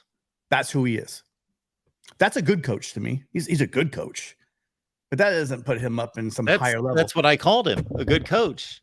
Well, I mean, good coach is like there's dozens of good coaches. Most of them are good coaches, right? Okay, so then maybe I misunderstood you. Then so you're not putting him like elite top 10 kind of coach. No, I said he's a top 10 coach. Oh, that's more than good, right? I mean, that's pretty elite. If you're like 10 out of 130, that means you're pretty up there. Well, you can almost eliminate 70 or 80 just because they haven't proven they're either never going to elevate past a group of 5 level, or they have yet to prove. They're somewhere out there lurking right now at Western Kentucky or Georgia Southern is the next great coach. Then we'll find that out 3 to 5 years from now. But otherwise, those guys will never elevate to his level by any stretch. Yeah. Well, I mean, here's my thing about when he was at Notre Dame. Yep. What do you his record against top 5 opponents Bad. were? Huh? It's bad. Yeah, 0-4. Awful. But the weird thing about 0-4 is in 10 years. Yep. That's the weird number. In 10 years, he played 4 top 5 teams. In 10 years. And we're counting postseason. Yeah. Well, yeah. I think a couple of our postseason. He played over his entire career at Notre Dame. Yeah, I'm looking at this article. So obviously they played Alabama in the playoff in 2020. They played Notre Dame in the playoff in 2018. Clemson in 2018 in the playoff. So there's 2 right there. Mm-hmm. You could tack this one on, even though they technically were not in the top 5. They lost to Ohio State in the Fiesta Bowl, and then Ohio State finished number 3 in the country. They were like 6. And then that other game would have been the BCS championship game, which they got annihilated by Alabama in 2012. Well, I mean, that's just it. He's 0 for New York 6. So when you say New York 6 and Brian Kelly, you just put an L next to that because the guy has never won. He's 0-4. And so that's bad. Who else is winning those games, though? There's only like 3 schools winning those games. From 2010 through 21 when he left. I mean, that's a long time to be there and win. No, I mean, there's plenty of teams that are winning those bowl games. Heck, even Clay Helton won a New York 6 bowl. Absolutely, he did. Yeah, but think of this, Tim. Going into last year's playoff, basically, this is the summary of the playoffs since the first year. The SEC beats everyone, and the only 2 teams that beat the SEC were Clemson and Ohio State. I've just summarized the playoff completely. Those are the only 3 components that win any playoff games are the SEC, Clemson, and Ohio State. That's it. Those are won a playoff game? Yes. Oregon won. I said from the first year going, yes. I eliminated the end years, but yes, Oregon won a playoff game. TCU won a playoff game. But basically, in terms of anything that matters, those are the 3. Those are the 3 components that have won anything that matters, because the other 2 got blitzed in the championship game. So those are the 3 that have won anything of consequence. The SEC, Clemson, Ohio State. I didn't say nobody else is doing anything. I got you, but Mark, I didn't say playoff games. I said New York 6 bowls. That's not just the playoff games. He only played in 1. That's my point again. We're trying to say he's this great coach, and he hasn't won New York 6 bowls. He's so let's look at this. He's 4 in. So before LSU, he was 4-13 against top 10 teams. Yes. What did he inherit? That's abysmal. What did he inherit? He was there 11 years.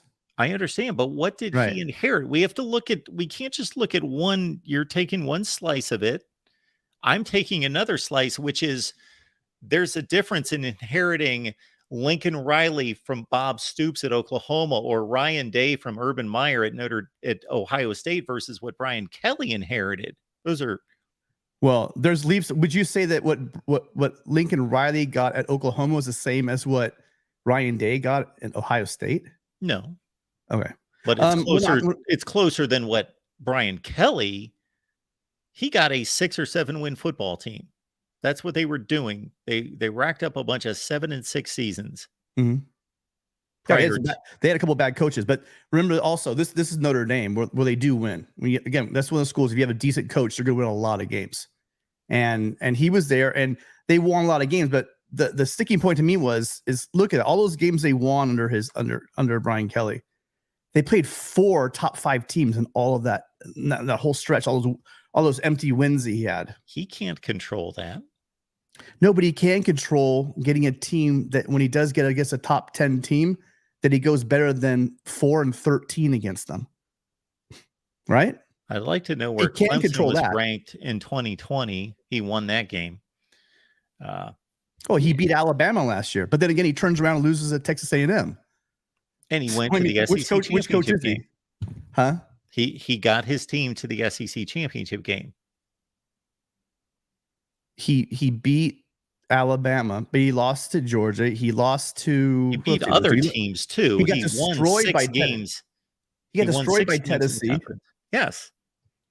He lost to Texas A&M. What were they 5? They didn't even go to a bowl last year, did they? No. I don't know of anyone who expected LSU to play in the SEC championship game last year. Well, I don't think most people thought that Alabama would have the issues they had last year. They were still one of the top 5 teams. They were very good, exactly, but they found ways to lose the games they usually win. They lost by 1 point too. They beat LSU, beat it by 1 point. My point is, I'm not even talking about that. I'm trying to get through to my point is that I keep hearing from you that he's a top 10 coach, but I don't know many top 10 coaches that I know that are 4 and we'll say, well, hold on. So then last year he would have been what 1-2 or 1-3 because they lost to Florida State, right? Were they a top 10 team? Well, it depends on if you're talking about at the time of the kickoff or at the conclusion of the game of the season. Well, usually they do it at the time of the game, don't they? Well, at the time of the game, Florida State was not ranked. That was the first game of the year. They beat Alabama, so notch that next to him. They were certainly ranked in the top 5 of the country. Alabama, yeah, they were. Yeah. So, okay. And they lost to Georgia. All right. So let's say it's 2. So they went 1 and 2. So let's make it 6 and 15. Do elite coaches go 6 and 15 against top 10 teams? Depends 6 who and they're 15? coaching. Huh? Depends what teams they're coaching. Okay, Notre Dame and LSU. So you're a head coach at Notre Dame and LSU, and you go 6 and 15 against top 10 teams. Is that elite? Okay, you're spitting out numbers, which is something I do on a regular basis, but you also would have to name for me the coaches that are better than Brian Kelly. And then you would have to allow me the ability and opportunity to tell you why they're not. So the fact that so you say he's not in the top 10. Just so I understand, it's irrelevant that at LSU and mainly at Notre Dame, yes, and LSU that he's gone. What is it? 5 and 15.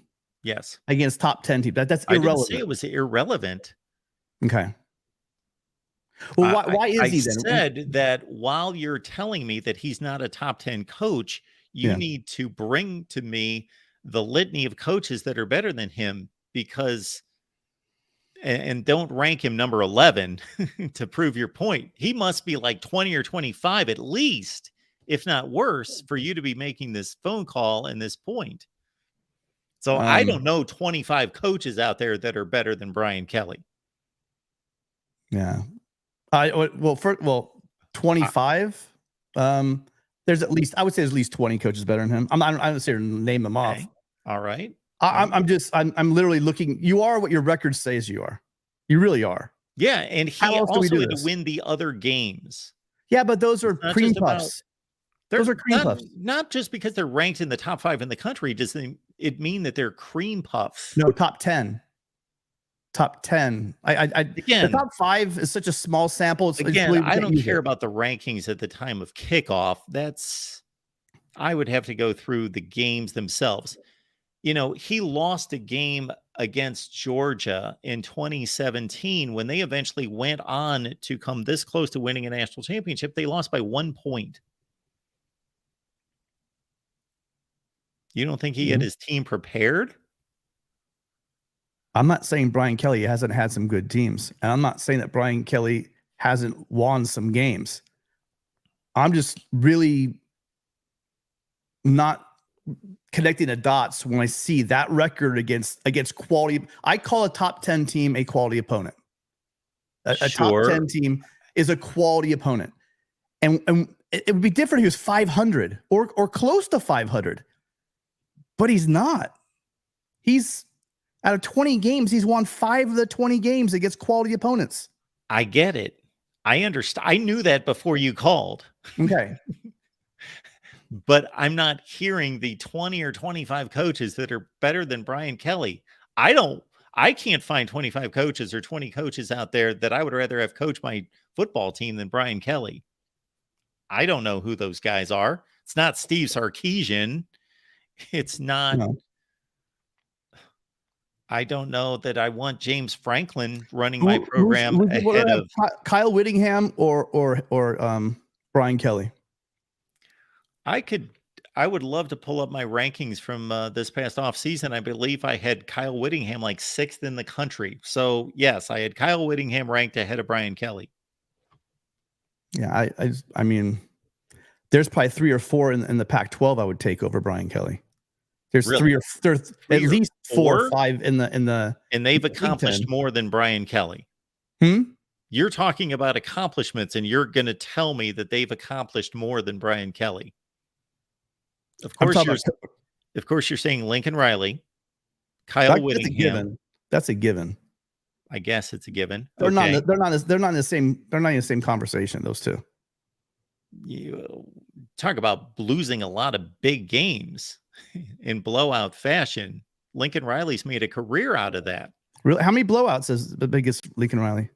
Well, anytime they play anyone on a national stage, for the most part. What about going to the shoe? They haven't looked great. What about 2017 against Urban Meyer, going into the shoe and blowing them out? I don't know if they blew them out. They were trailing in the 4th quarter. I don't consider that a blowout, but they won the game. Score? The final score was 31-16. If you watched the game, you knew it wasn't a blowout. But yeah, they won the game by multiple touchdowns. Yeah, yeah, against number 2 Ohio State in the shoe. Yeah. I mean, he has some pretty good wins. He has a Cotton Bowl win. Again, the point was about him being a top 10 coach, and I'm not hearing 20 coaches that are better than him.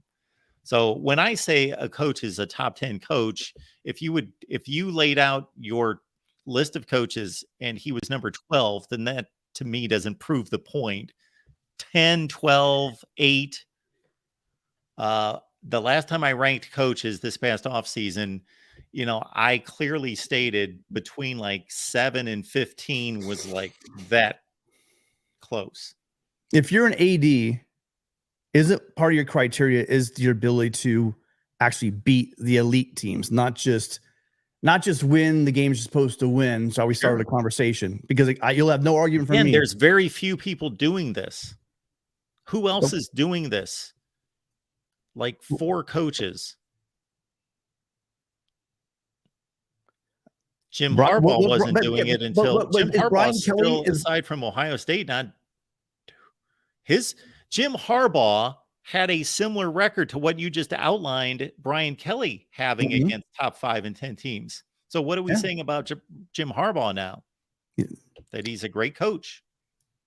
I mean, if you go a great coach over like 1 or 2 seasons, Jim Harbaugh goes like this. He's like he was up at Stanford, did great at San Diego, and worked his way up, and then went to the pros and came back and struggled mightily in Michigan. What Jim does really well is he does that power football game against teams that have elite fast defenses, and he just runs it down their throat. That's what he did. He's like a big George Foreman. He wears you down and just pounds you and pounds you and pounds you. And then finally pulls away at the end. That's how he's beaten Ohio State. So I mean, do you think Jim Harbaugh's a great coach? The point I was making is that if you look at Jim Harbaugh's record against top 10 teams and James Franklin's record against top 10 teams, James Franklin's terrible. They're pretty similar to, but James Franklin still, again, what you're not doing, Tim, is showing me who's better than these coaches, because James Franklin, I'm not going to sell anyone that James Franklin has achieved in big games either, because he hasn't, but there's really not that many coaches better than him. I get top 15 coach. No, he's in that middling section. And what I'm saying is I think he gets a lot of hype. This is my only point. And the numbers speak for themselves. And to say that, well, nobody's win those games. His numbers are abysmal against top 5. And I'll say it again. How many coaches have won a New York Six Bowl? A lot. A fair amount. That's not the end all be all winning a New Year's Six Bowl. Here's why. Especially when you've only coached in 4 of them. And well, that's a problem. 2 of them were against Alabama teams that were, there was no question, the best team in the country. They were obliterating everyone. Well, you should. So that was 2 of them. If you're a top 10 coach, you should be going to more than 4 games like that. The other one was against a Trevor Lawrence team that was undefeated and won the national championship. They obliterated everyone, including Alabama, by 4 touchdowns. And the other one was an Ohio State team that was an NFL team that was coming off a national championship. Well, you said that Lincoln Riley was obliterated a bunch of times, but the only one I can think of is that LSU team that obliterated him with Orgeron. Alabama the year before. How much did they win by? That was a blowout. It was 28-0 like that. That game was never in doubt. Over. Just because they scored a lot of pretty points at the end of the game. That was not. I see a bias. I'll call bias. You can call bias on my point. I think you definitely have a bias. No, so, I don't have what bias do I have? I could care less about Brian Kelly. I could care less about LSU, Notre Dame. What bias do I have? I just pointed out to you that a game that ended up 38-27, I believe was the final, 45-34, 11-point game, was never a game. It was 28 in the first quarter, it was a bunch of turnovers, right? It was like at the beginning of the game, there was a bunch of turnovers. Regardless of what it was 28-0 Alabama, and Lincoln Riley got obliterated in that game. The game was not close. Yeah, there were 2 or 3 turnovers early in the game, and they called themselves back. Who cares, Mark? That's not an excuse. You're making an excuse for Lincoln. He got blown out in that game. It wasn't a close game. We're just going to watch the next couple of years. A close game. We'll just watch the next couple of years. You absolutely have a bias against Lincoln Riley. Absolutely. I don't have a bias against Lincoln Riley. You literally had him out of your top 10 last year.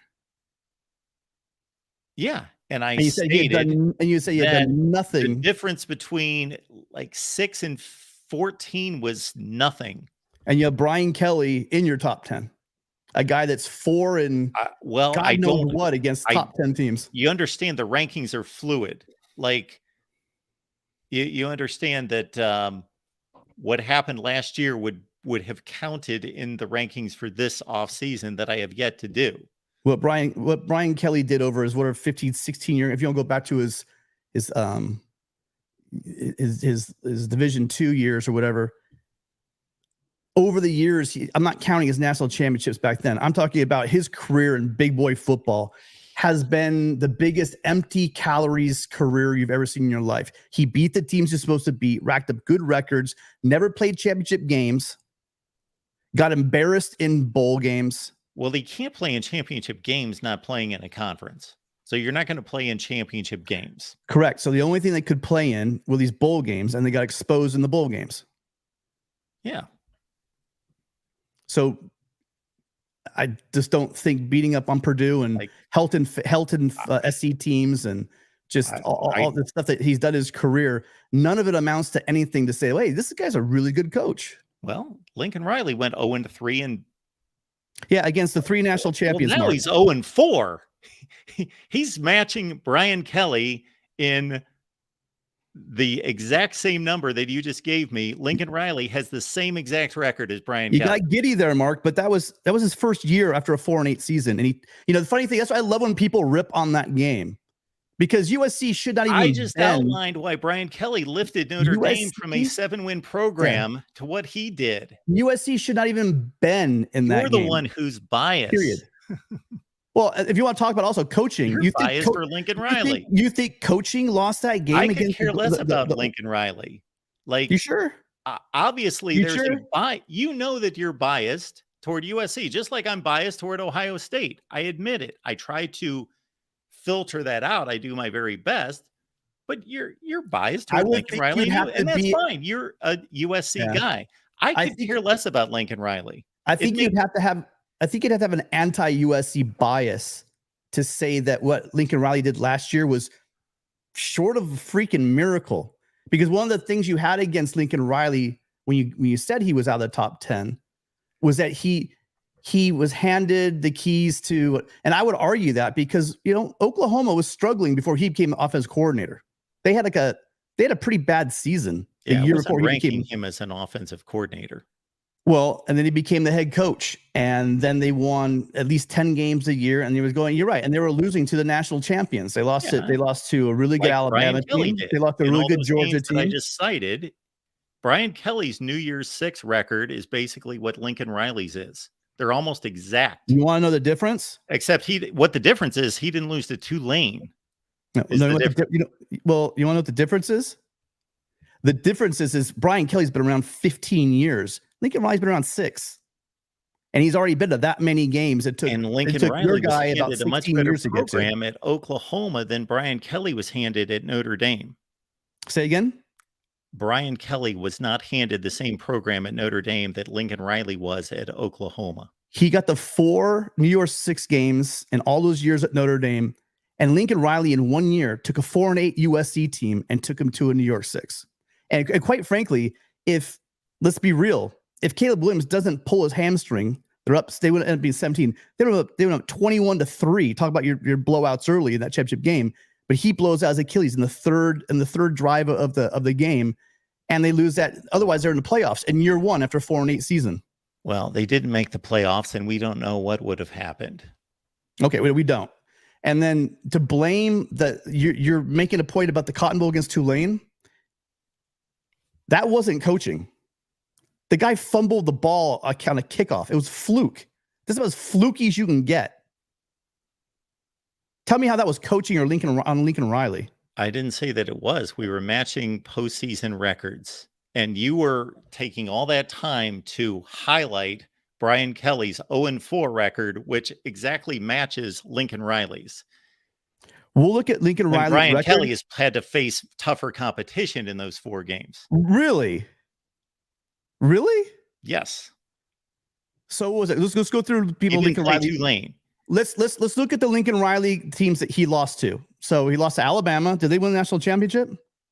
Yes. No, they lost by 4 touchdowns in the national championship. Oh, to Clemson. Brian Kelly lost to that Clemson team that beat Alabama by 4 touchdowns. Okay, and then they lost to LSU. They won the national championship. Yep. And they lost a Georgia team that lost in the national championship game. Yep. By 2 points in overtime, right? Yeah. Something like that, or? Yeah, and they lost to Tulane. Brian Kelly, yeah, as I outlined a few minutes ago, Brian Kelly lost to 2 Alabama teams that were the national champion. So Brian Kelly lost to the 2011 Champs Sports Bowl. Okay. To you just changed the conversation. What are we doing? We're talking about postseason bowl games, right?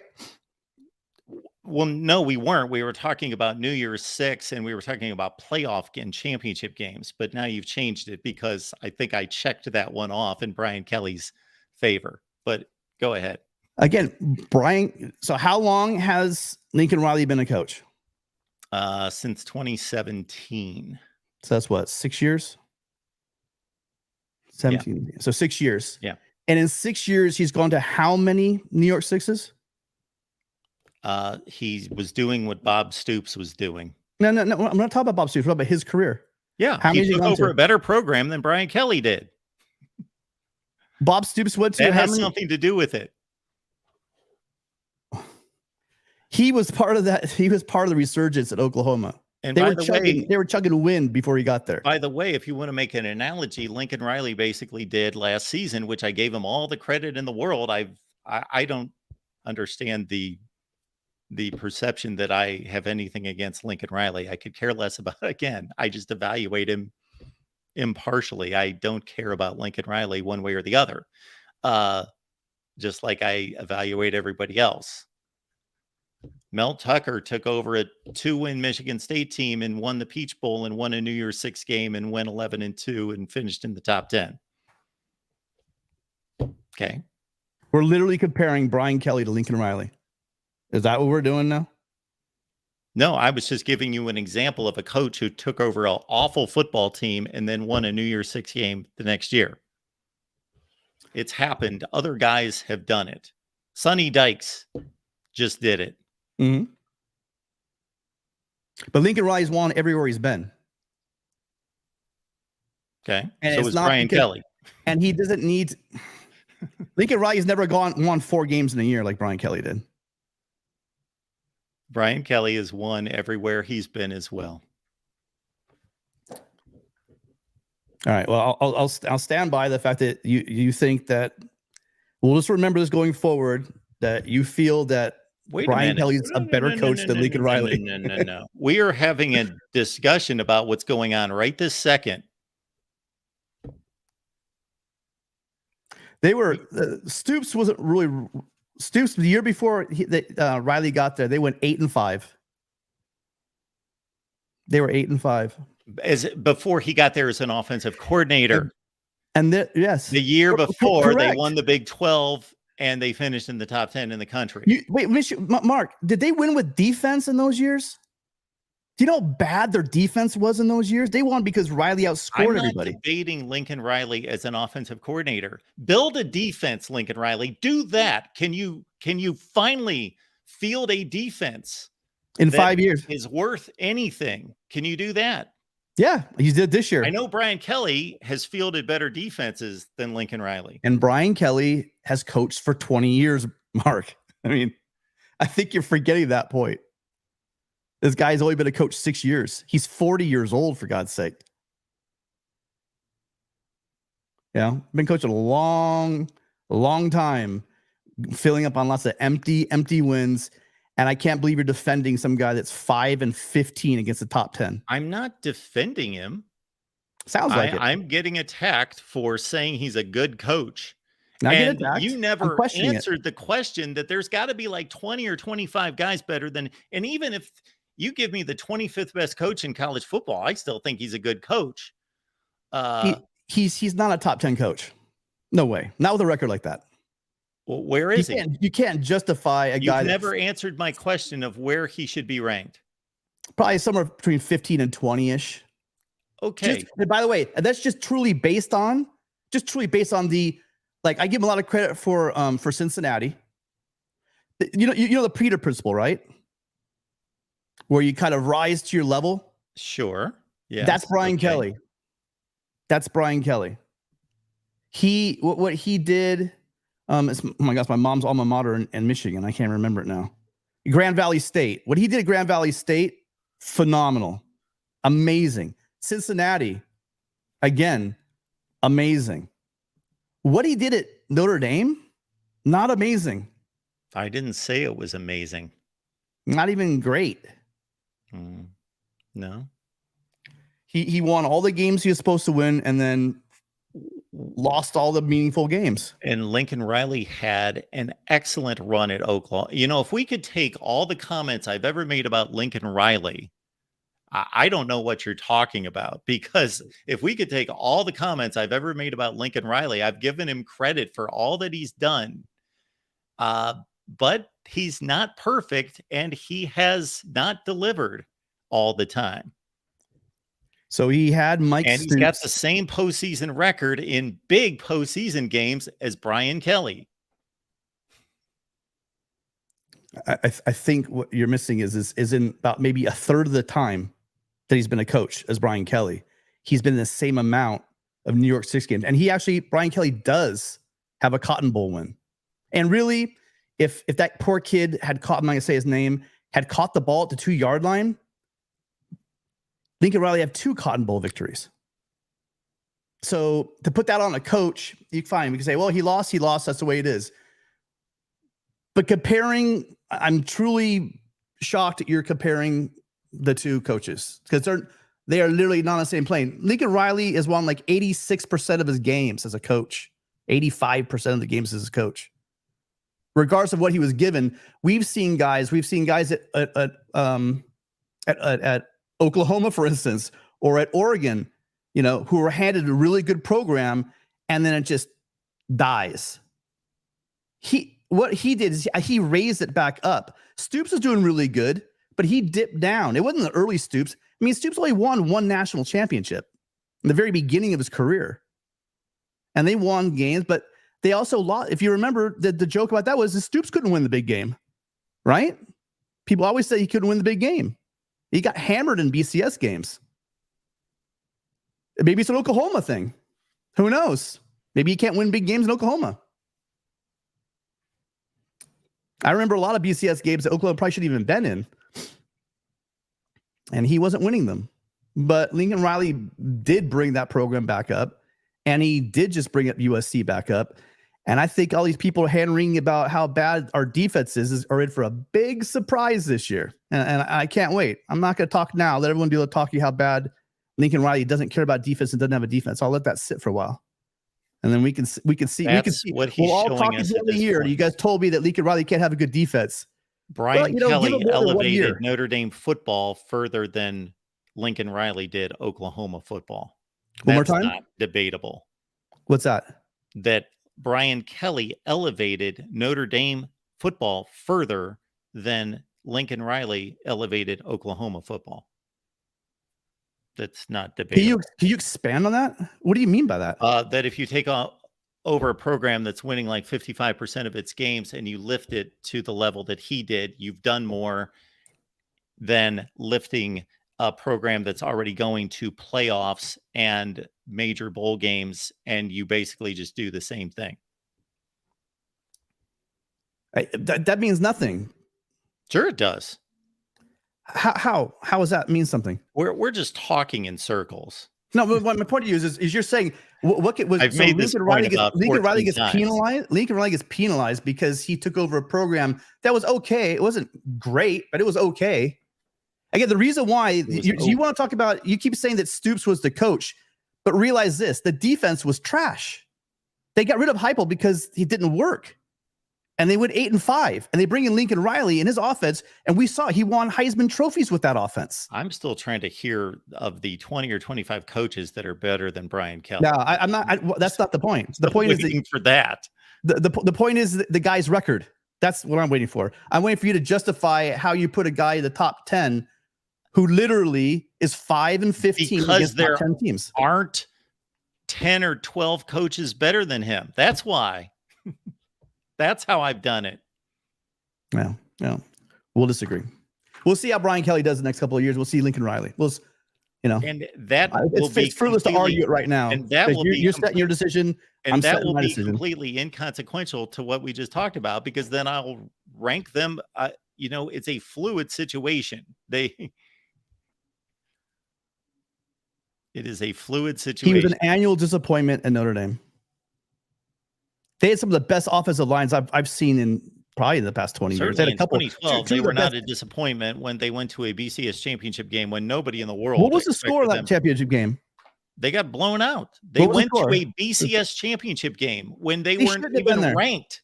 They weren't good enough.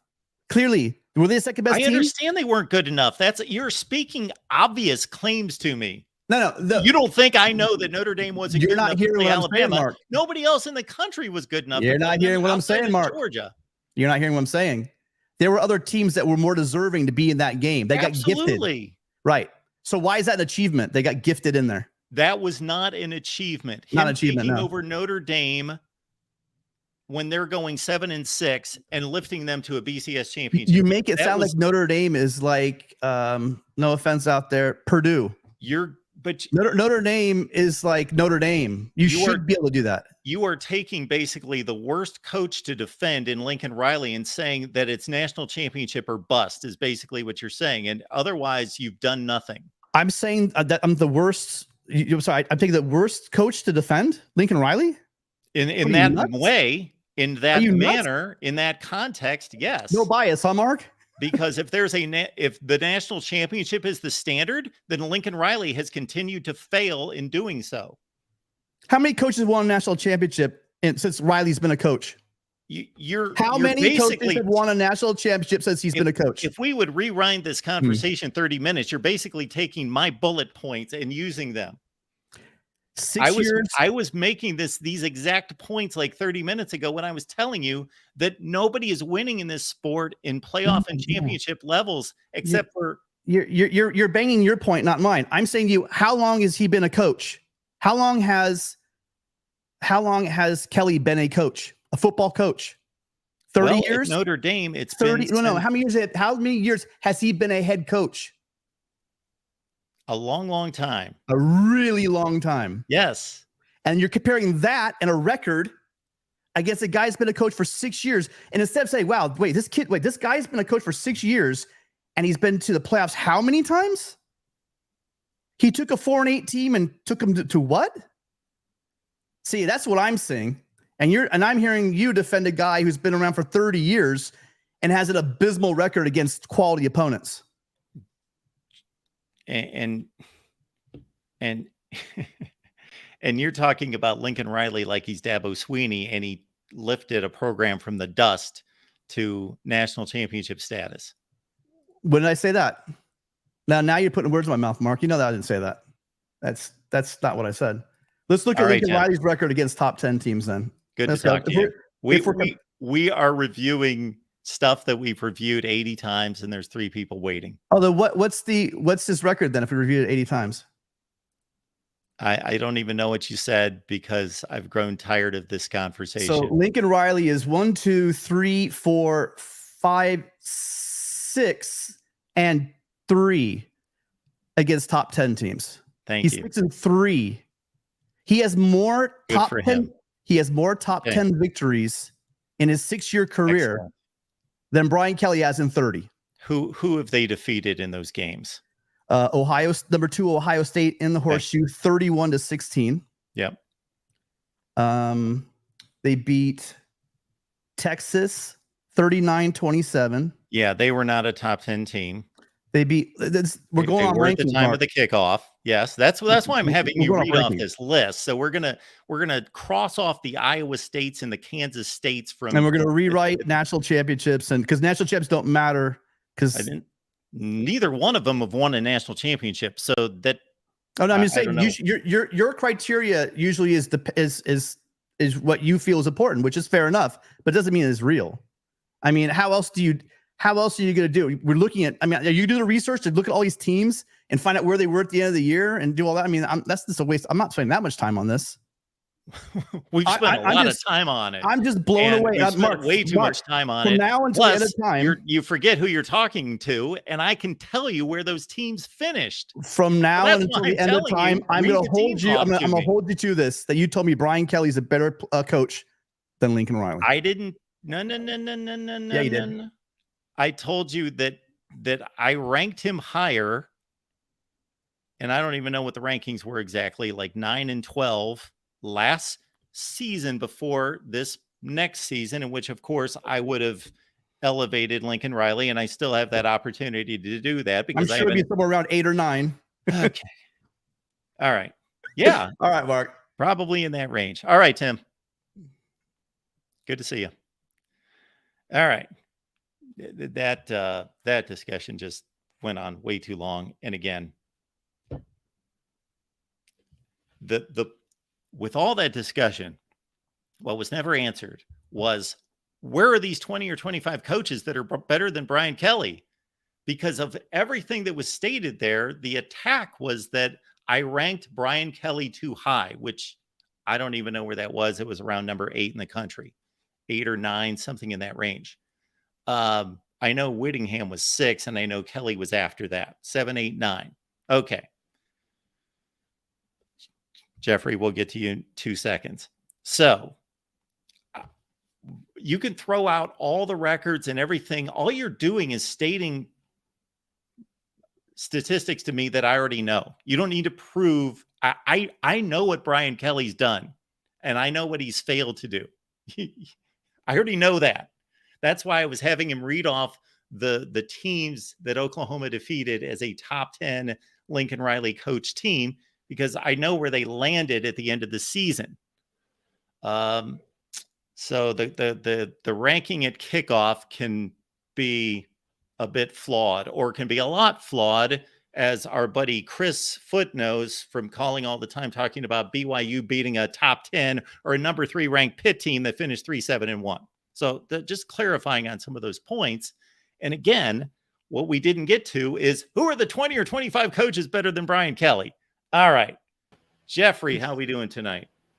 I'm doing really well. I'm glad that you're back. And thank you. That conversation was hilarious. I'm not going to talk about it too long because I know you're tired of it. You literally said live that you were tired of this conversation. But I mean, every circumstance is different. That's the thing that people don't really think about sometimes, because Notre Dame is a program that it is harder to recruit at. You're not going to be getting the #1 recruiting class at Notre Dame hardly ever. It just doesn't happen. So Brian Kelly going 10-3, it's not too bad. At USC, it's a lot different. You get the players, kind of stuff like that. And pre-transfer portal era, it was harder to turn a program around from 4-8 to 11-2 or something like that. It was a lot more difficult. And you talk about, like you said, Mel Tucker. I mean, he did the exact same thing at Michigan State, turning them around, and now they've fallen off a cliff again. It's just every situation is different. Tim, I love you to death, man. You're awesome, but Tim is awesome. Mark's got you there. Tim is awesome, and he knows his stuff. And it's not like I think Brian Kelly is Nick Saban and I think Lincoln Riley is garbage. It's I think it's debatable. Like, I don't have an issue with Tim telling me that he ranks Lincoln Riley higher than Brian Kelly. I don't have an issue with that. If you said the same thing, I'd say, okay.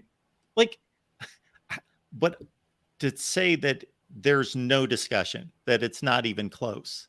And Tim tells us he'll be laughing in November. I don't know what he's going to be laughing about. I don't, if Brian Kelly goes out and goes 2-10 this year, then I'll adjust my rankings. Like, I'm not predicting the future. Yeah. Maybe I should root for Brian Kelly to win the national championship this year. Now that would be hilarious. Oh, then obviously people will not be expecting that at all, but you just never know.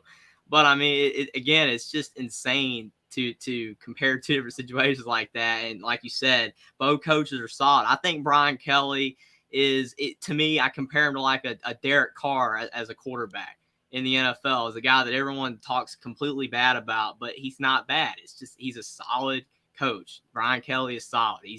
I mean, like you said, I can't name 25 better coaches. I can't even name 20 at this point. I mean, you had Pat Fitzgerald, a few years ago, way up there. David Shaw, guys like that. David Shaw's fired. And then you talk about Pat Fitzgerald. I mean, he's completely tanked. Yeah, and nobody was bashing me for ranking Pat Fitzgerald there because it was Northwestern and he's winning division championships, and look at the adversity with recruiting and everything he has to go up against. And he's in a league with Ohio State and Michigan, and he's doing all this. Well, out of nowhere, well, I'm going to adjust my rankings. I don't know what's happening there. I don't know. He didn't become a dumb coach out of nowhere. He's still as skilled as he ever was, but it's just not working. And they're looking at having a similar season now. So of course I'm going to adjust the rankings. That doesn't mean that somebody's right and somebody's wrong, because what continues to happen changes. Things change, things happen. 100%. I mean, last thing on the coaches, I mean, the way I look at it when you do the same thing is that talent matters for how good you're going to do as a coach. If you don't have the top talent, you're not going to be winning national titles. I mean, look at TCU.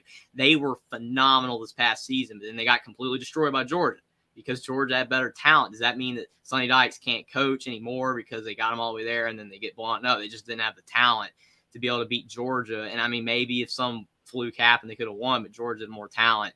But I mean, I give more credit to coaches like that don't have the talent because they don't have the talent versus guys that do. That's why James Franklin at Penn State gets flack, because he's got top talent and they're not winning more than they are. So, I mean, it's different there versus a Pat Fitzgerald. If he goes 8-4, it's a great season because they just don't have the talent. So, I mean, that's why he should be ranked higher for what he does. And if James Franklin goes 8-4, we all know that it's easy. But I mean, that's why Brian Kelly left for LSU. That's why Lincoln Riley left for USC, because they're better programs with better financial situations, more glamour of where they're at than Notre Dame and Oklahoma. So they both left for a quote unquote better job.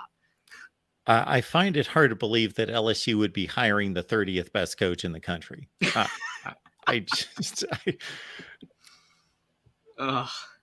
Man, you got so many good one-liners. That was funny. That conversation was awesome. But the live stream here, you have SEC schedule release. So that's the topic of discussion. Yes. And I think that I didn't see the beginning of the stream, so I'm sure you were talking about it. But all I know is when I hopped on, it was you and Tim talking about Brian Kelly, Lincoln Riley. So we'll certainly bring up anything about the schedule that you'd like, and we can bring it up and, of course, visually display anything that you would like to point out. Well, definitely. Everybody's talking about, online that Oklahoma, they have a extremely tough first, schedule in 2024. That's what everybody's saying. I mean, looking at it, they've got Texas, Alabama, Tennessee, South Carolina, at Auburn, at LSU, at Ole Miss, and at Missouri. That's certainly not super easy. I mean, this is what Oklahoma. I mean, that's the SEC wanted to, add Oklahoma, and Oklahoma wanted to go to the SEC for more money. But now you're playing with the big teams, and I mean, they could lose if they don't improve substantially in 2 years, or over a year from now. That they could realistically, you could imagine them losing 4 or 5 of those games. Yeah, we had the conversation and looked at this past Oklahoma team, which of course we expect them to be so much better going into the future. But this past Oklahoma team was, of course, the worst one we've seen since Bob Stoops arrived. And I'm guessing they would have went 2-6 against that schedule. They may have defeated Auburn and Missouri. That's probably the way that would have played out. So they need to get better. They need to get much better. For sure, because, I mean, if they don't, I mean, Alabama is going to still be extremely tough. Tennessee, as long as they continue to be really good. Texas are they back? I mean, the are they back thing just still is one of the funniest things ever. I mean, I think that Texas is getting a lot better, but until they substantially win, you just don't know. LSU with aforementioned Brian Kelly, if they continue to win. I mean, it's going to be a tough road for Oklahoma, and Ole Miss isn't easy either, and we'll have to see with South Carolina. But I think that if they get better, they could go 5-3 or 6-2 at that at best, but I have a hard time seeing better than that. Because that is a very tough stretch. It's a lot easier than playing Iowa State and Kansas State, like a lot of people I'm sure have mentioned. Then you have Texas, obviously the other team that's going to the SEC. Not as bad. I mean, it's not as bad. At Texas A&M and at Arkansas are 2 tough games, especially if A&M does improve again. That's a tough game. If Arkansas improves again with Sam Pittman, those could be 2 really tricky games. Oklahoma will be tough. Georgia, Florida. If Florida gets better, maybe. But I think Texas is a little bit easier than Oklahoma's as of now, unless these teams change. What I find interesting about the overall concept of it, not looking at the specific schedules, is the SEC, they didn't tell us the recipe. They gave us indications to what they valued and what they did. So you missed this portion of it, Jeffrey. So taking this from the top, number 1, they said home and away designations in 24 were built with the provision that no school will travel to the same location to which it traveled in 23. You know what my response to that was? That's stupid. Who cares? Who cares where they traveled in 20? You are starting fresh, brand new. Look forward, look ahead, build the best schedule you have, and possibly can. Now, if that did not get in the way of that, fine, whatever. They're looking out for a few fan bases that don't want to go to a certain location again. I just don't even understand what that has to do with anything.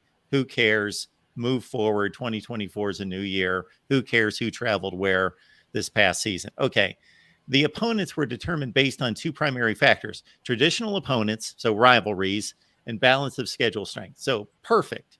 Those are the 2 most important things. Protect the rivalries and build a schedule that's as fair as possible. Great. They didn't tell us how they were going to do it exactly. They gave us indicators here.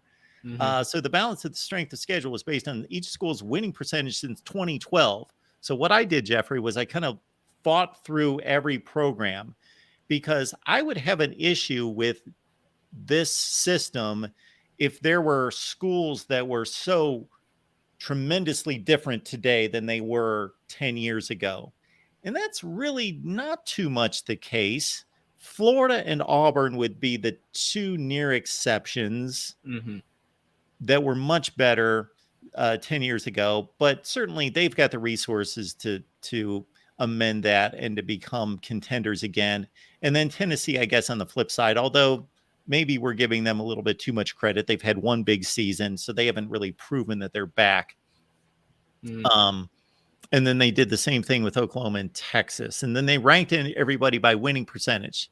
So I found that interesting. But so each school's schedule will include 4 opponents, 2 home, 2 away, whose winning percentage ranked among the top 8 conference winning percentages. And then also will include 4 opponents, 2 home and 2 away, whose winning percentages ranked among the second 8 conference winning percentages, or the bottom 8 is what they mean.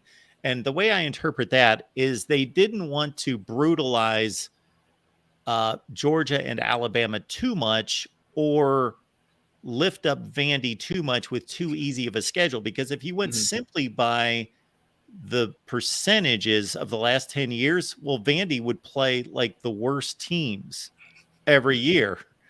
And so they want to at least give them 2 of the top teams. And the same thing with Georgia, and especially Alabama, who's obviously had by far the best record over the last 10 years. They would all play all the best teams in the conference unless they put in that provision. So they didn't tell us, like the Big Ten basically told us exactly the model. The SEC kind of gave us what they looked at, but they didn't tell us how they determined that, if you follow me. Yeah, that's really interesting. And I think I called in on the big, 10 release show, which you still weren't back yet. But I mean, the biggest thing that really struck me with the Big Ten is how, instead of it being kind of like where every schedule is kind of like even every single year, for example, like Indiana in 2024, their schedule manageable. They don't have Ohio State. They don't have Michigan. And if they're actually a competent team in 2024, you think they could realistically make a bowl game because it's not that bad of a schedule. But then in 2025, it's brutal. I mean, it is a extremely difficult schedule. So it kind of seems like the Big Ten is going more with one year it's kind of easy, the next year it's kind of hard. Whereas here, even though, like you said, they didn't really give all the tidbits away, it kind of seems like they're trying to go for more of it being equal every single year, which, to your point, is completely impossible because you've made so many videos talking about this stuff before they even started to release it. Now how we're seeing it in front of us, but it's impossible to have everybody's schedule equal. There's no way you can do it. But I do think that making it where it is more equal, as best as you possibly can, is better because at least it will prove who's good and who's not better. Because, I mean, if someone has an easy schedule and you go 9-4, I mean, it's harder to say they're good than if a team has a brutal schedule and you go 8-5. I mean, it's like that team's still better. That's why you see, like, that one year, I remember when Auburn played Purdue in one of the bowl games. It was actually, I think it was the bowl game when Tyler Trent passed away a few days later. I was so unfortunate, still remember that. But yeah, Purdue was like 8-4, and Auburn was 7-5 or something like that. And Auburn beat them 6-7. Purdue was 6-6. Oh, Purdue was 6-6. I couldn't remember, but I mean, I think Auburn's record was a little better, but still, Auburn beat them. And if Auburn had the worst record, they still would have beat them by that much because they had a better team.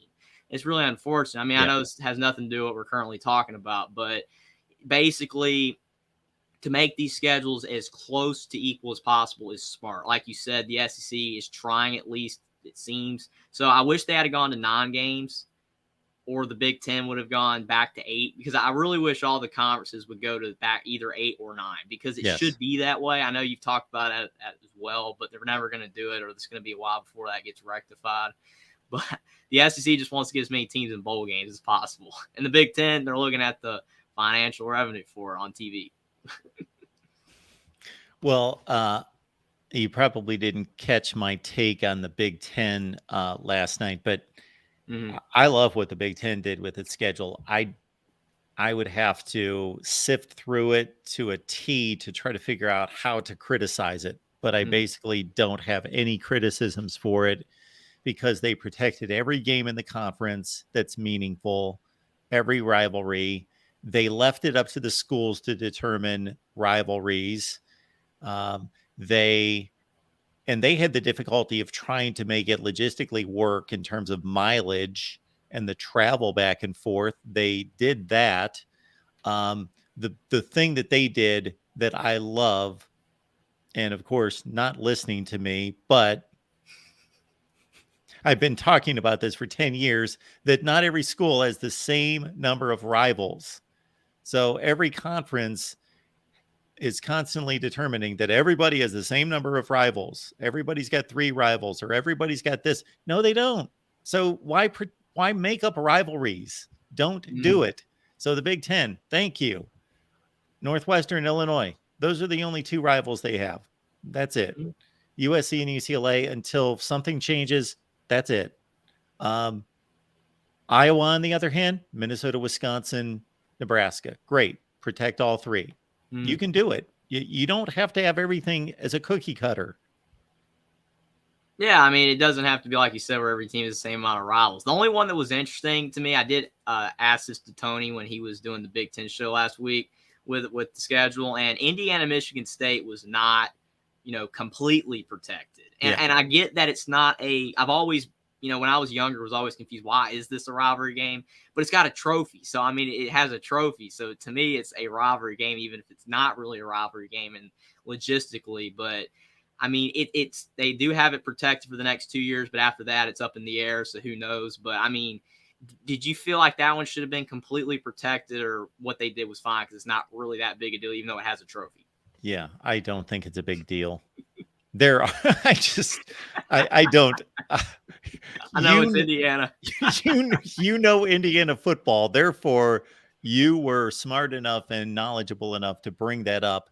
I guarantee we've got 119 people watching right now that no one knows anything about Michigan State's trophy game with Indiana. I do. I couldn't tell you what it is. The old brass spittoon. Yes, that's what it is. But also Penn State has a land grant trophy game with Michigan State. They did away with that. The Illinois, Ohio State and Illinois, gone. And it was gone years ago because they separated them. Minnesota, Michigan, you talk about what down through history in the Big Ten has been a big rivalry. They did away with that a long time ago. That's really interesting. I mean, I didn't really think about that, but you are right. I remember the land grant. I forgot what Michigan, Minnesota's. I think it had a name too, but I can't remember. The little brown jug. The jug. I do. I remember that now because I have it on the old Wii game. They got rid of that. It shows it on there. I was like, what was it? The jug. That's it. Yeah. But I mean, that's crazy. But I think like for Penn State though, and Minnesota, they have like other rivals that matter. Like for Indiana, since Michigan State, the Big Ten showing that it's not really a big deal, which I get.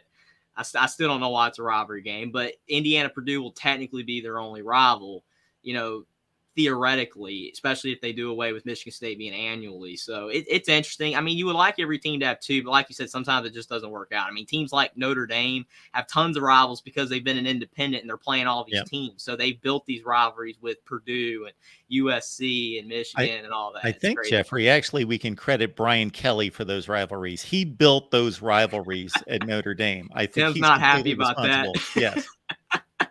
Can't give Brian Kelly credit. Well, what makes me laugh as well, and this has nothing to do with the SEC schedule, is somebody commented after I said we have 119 people watching. Somebody commented that there's one person watching. I'm guessing that they're watching on one of the SEC channels, like one of the ones that nobody watches, apparently, and to them, like one person's watching, but. So I just found that kind of funny. So to them, one person's watching, but if you think about it, person, sir or miss, whomever you are, just by the 2 of us talking, there's more than one person watching. But anyway, I thought that was kind of funny.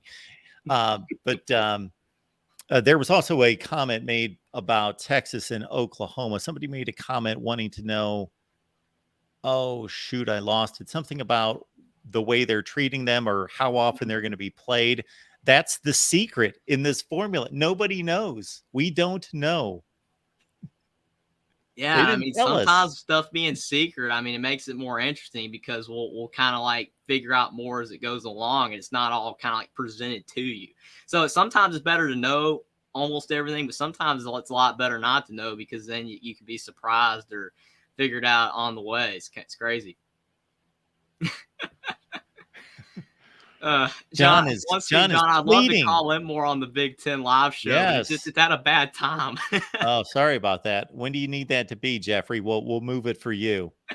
Well, I mean, usually I call in like 10:30 or later. I love to call in earlier. It's like dinner, and then I got stuff going on. Okay. But, I mean, I try to call in sometime, but I mean, because you guys are all awesome. One Scoop John's awesome. I tried to call into him on the other show last week, but he had to leave, and then Tony came on, and I was talking to him because I was in the back room when One Scoop John was still on. But yeah, I'll try to call in once. You used to tell me, Jeffrey, that on Saturday night I was on too late.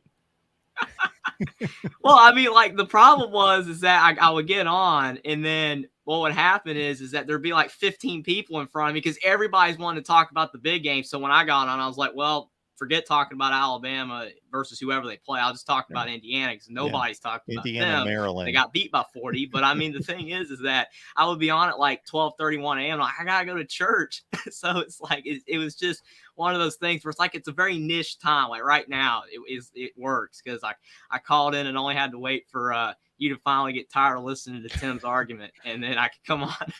And we love Tim, and Tim's phenomenal. And I just grew tired of it. I was just repeating myself. Anytime I get into, okay, we've gone over this, I'm done. Mm-hmm.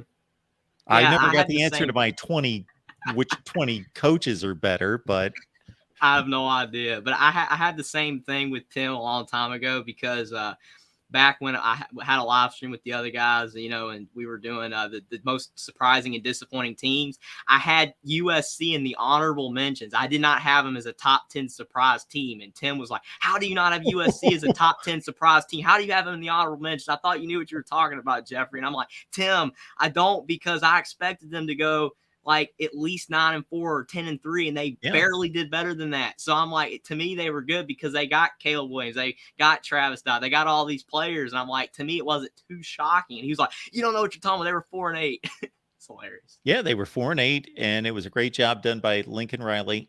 I'll repeat that. Great job by Lincoln Riley there. And I picked them, I believe, 9-3. But it wasn't shocking because I knew that Lincoln Riley, being the great coach that he is, would certainly have elevated USC football. Yeah, absolutely. I had teams like UConn on the list and stuff like and Duke that don't usually do well. I had them on the surprise list, not USC. I mean, and the thing is, I even told Tim, I was like, if Clay Helton hadn't have gotten fired at the beginning of the season, they do better than 4-8 because USC quit at the end of the season. I watched them play Cal in like the final week of the season or something like that. And they lost that game because of the fact they were barely going out. I mean, the players were barely even running around out there. I'm like, this team's so much better than Cal, and they're losing on FS1 at 10:30 at night in the final week of the season because they don't even care anymore. And I'm like, you're trying to tell me that this is a 4-8 to 11-win team or whatever? No, they should have went around 7-5, 8-4. It wasn't the biggest jump, but USC wanted to go ahead and get rid of Clay Helton. Good stuff on here. Our guy Jason says the college football national championship has never been legitimate. No one can argue that. Well, I always love when people tell us that nobody can argue something, and then other people tell us that something's a fact that's not a fact. Like I'm not putting words in Tim's mouth by any stretch. This is just an example. If he would have said, like some people would say, well, Lincoln Riley's just a better coach, that's a fact. You see this. Well, no, it's not. That's not the definition of a fact. It's always been subjective. That's why college football exists in a limited bubble. I don't understand what that means. Me neither. I mean, the only bubble I remember sports is the 2020 NBA bubble. That's about all I know. I don't know. College football is this vast expanse of conferences and teams. Yeah. When I hear limited bubble, it sounds like he means that it's not that popular because it's limited. Well, it's not as popular as the NFL, but it's extremely popular. So arguably the second most gaining popular popularity, sport. Probably. So, Jason, I would agree with you that it is subjective. That doesn't mean that the national championship, I don't think it's illegitimate. But yes, it can be questioned. I'm releasing a series right now. I just did the second part. I released it a few hours ago, where I'm looking at each season throughout the history of college football. And during the playoff era, I am not questioning any national championships. They were one on the field. Mm-hmm. You know, I can question who was selected slightly. So I do bring that up, that there are some teams, UCF, Penn State, and others at various times that have an argument that they could have been added to the field in place of somebody else. But you'd 4 of the top 5 teams in the country playing, and somebody won 2 consecutive games to win the national championship. So, you know, I'm not debating any of these as being illegitimate. Now, once we get back into the BCS era, that's a different deal. I mean, 100%. I mean, you look at like with the playoff era. I mean, most of the time the teams that make it deserve it. But I mean, you can make an argument Alabama should have been over TCU. I mean, because they're a better team. I mean, Alabama was a better team than TCU, but TCU deserved to make it. I was glad they made it. They deserved to make it, you know, based on what they did. But I mean, like you said, everything, the circumstances are always different, and that's what makes college football so much fun, because we can come on and talk about it and debate, you know, all these different scenarios. And some people will never agree with you, and then it's until the next time you debate it. It's funny. So, Jeffrey, does this happen to you on your platform that you get misquoted? Like right there. I've never said that UCF is the national champion. What I said was they have every right to hang a banner and say, we're the national champion. They won every game. They did everything they possibly could. I think it's great if they want to hang a banner and say, we're the national champion. We did everything. That doesn't mean that I believe that they're the national champion. I'm just saying, go ahead, do it. I mean, the only people that believe UCF is the national championship or champion for that year is UCF fans, or just people that like to play it up because it was something fun to talk about back then. When the group of 5 should have made the playoff. Now that Cincinnati did it, which now they're not even group of 5 anymore, which technically July 1st is when they are. But I mean, so not, they still technically are a group of 5 for like 20 days, more days, something like that. But I mean, UCF was not a national champion, but I mean, hey, I mean, it's fun to have it on the side of their building, 2017 national champions. But to your point, have I ever been, someone saying that I said something that I've never said? Yes, all the time. I mean, you talk about like the one time I was on with someone talking about, Michael Jordan versus LeBron. And I said that you can make an argument for both. And then people are like, oh, that means you're saying that Michael Jordan's better than LeBron. How could you think that when you weren't even alive when Michael Jordan played? I didn't say that. I said that you can make an argument for both. Absolutely. I am right there with you on that argument. I'm not a huge NBA guy, but I did watch a ton of NBA for years and years and years. And people can't distinguish that. If you said Michael Jordan's the greatest of all time, I would say, absolutely. I think that's a great argument. I'm not, or if somebody said LeBron is, I would say the same thing. I don't think it's definite one way or the other. I think it's a great argument that could be waged in either way. I tend to argue LeBron slightly. That tends to be my argument because I just, for a number of reasons I won't get into, but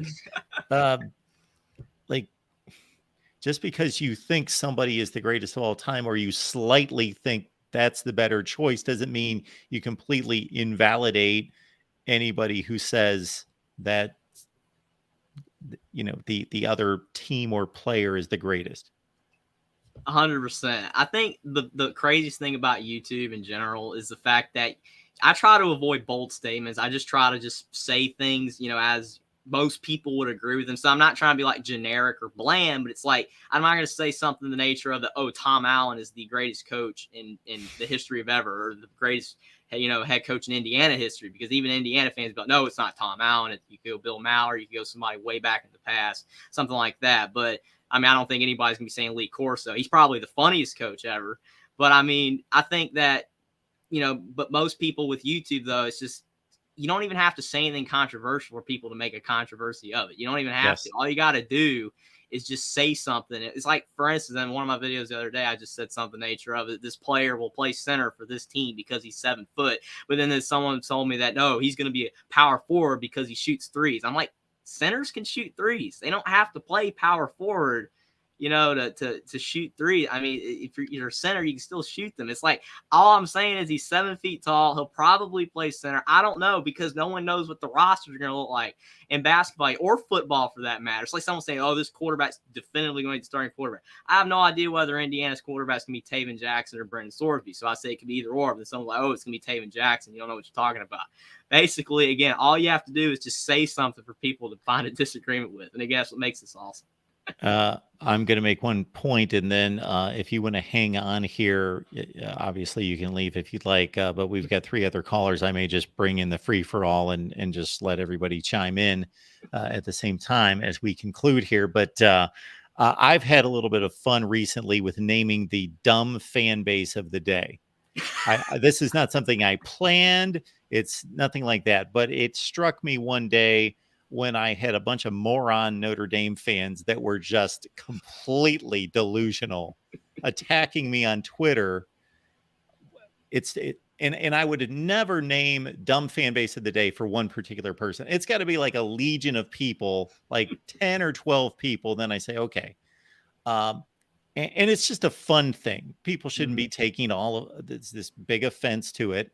So I believe my first one was, again, Notre Dame, dumb fan base of the day, because we had a particular person telling me that Notre Dame was better than Ohio State because they only lost to Alabama by 17 points in 2020, and Ohio State lost to Alabama by 28 points.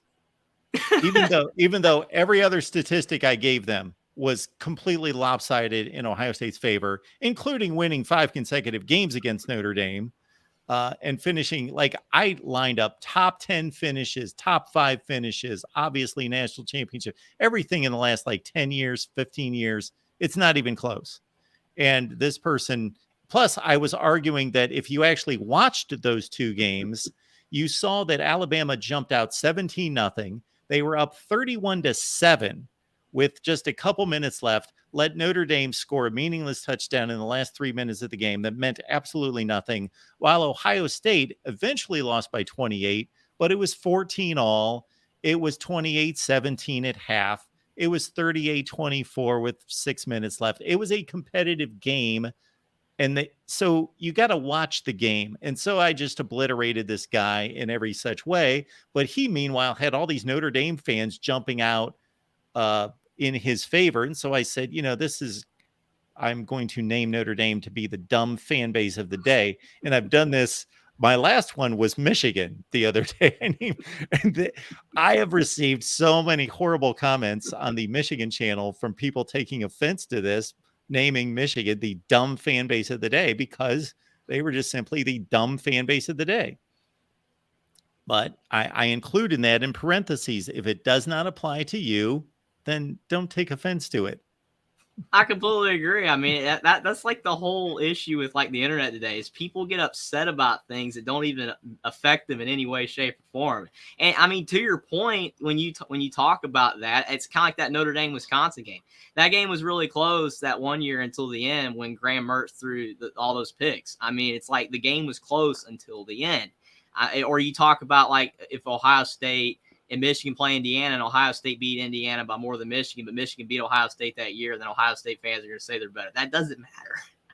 So we're going to introduce our other folks as we bring in, and John had made a comment in the chat. John loves the panel format. I have to admit, I'm going to be very upfront and say, you know what? I hate the panel format. That's why I bring on callers individually so I can talk. I don't want a free-for-all. That's John's thing. That's not my thing, but we're going to do it right here. But first, before we cut George and Hunter, and I forget who else we've got there, Golden Playbook loose, we're going to address this ridiculous comment here from Michael, who says, oh, I don't even know what this means. Ohio State is number 1 in loss margin in the college football playoffs. That's not even anywhere close to being accurate. So, Michael, if you would like to call in and explain that to me, that there is no accuracy in that whatsoever. I don't even know what you're talking about. I don't know. Right. All right, guys. Hunter, how you doing tonight? All right. Hunter will join us when he does. George? I'm doing great. Thanks. Good to see you, George. What's going on? I'm doing great. I'm going to try not to add to the free. I'm going to try not to add to the free for all. I'll just be quiet and watch, unless I really have something to say. Well, we always like to hear from you, George. Hunter left us for some reason. Golden Playbook, Well, how you doing? okay, since no one else is here. Golden Playbook, are He's you here? Yes. Yes, how you doing? Doing good.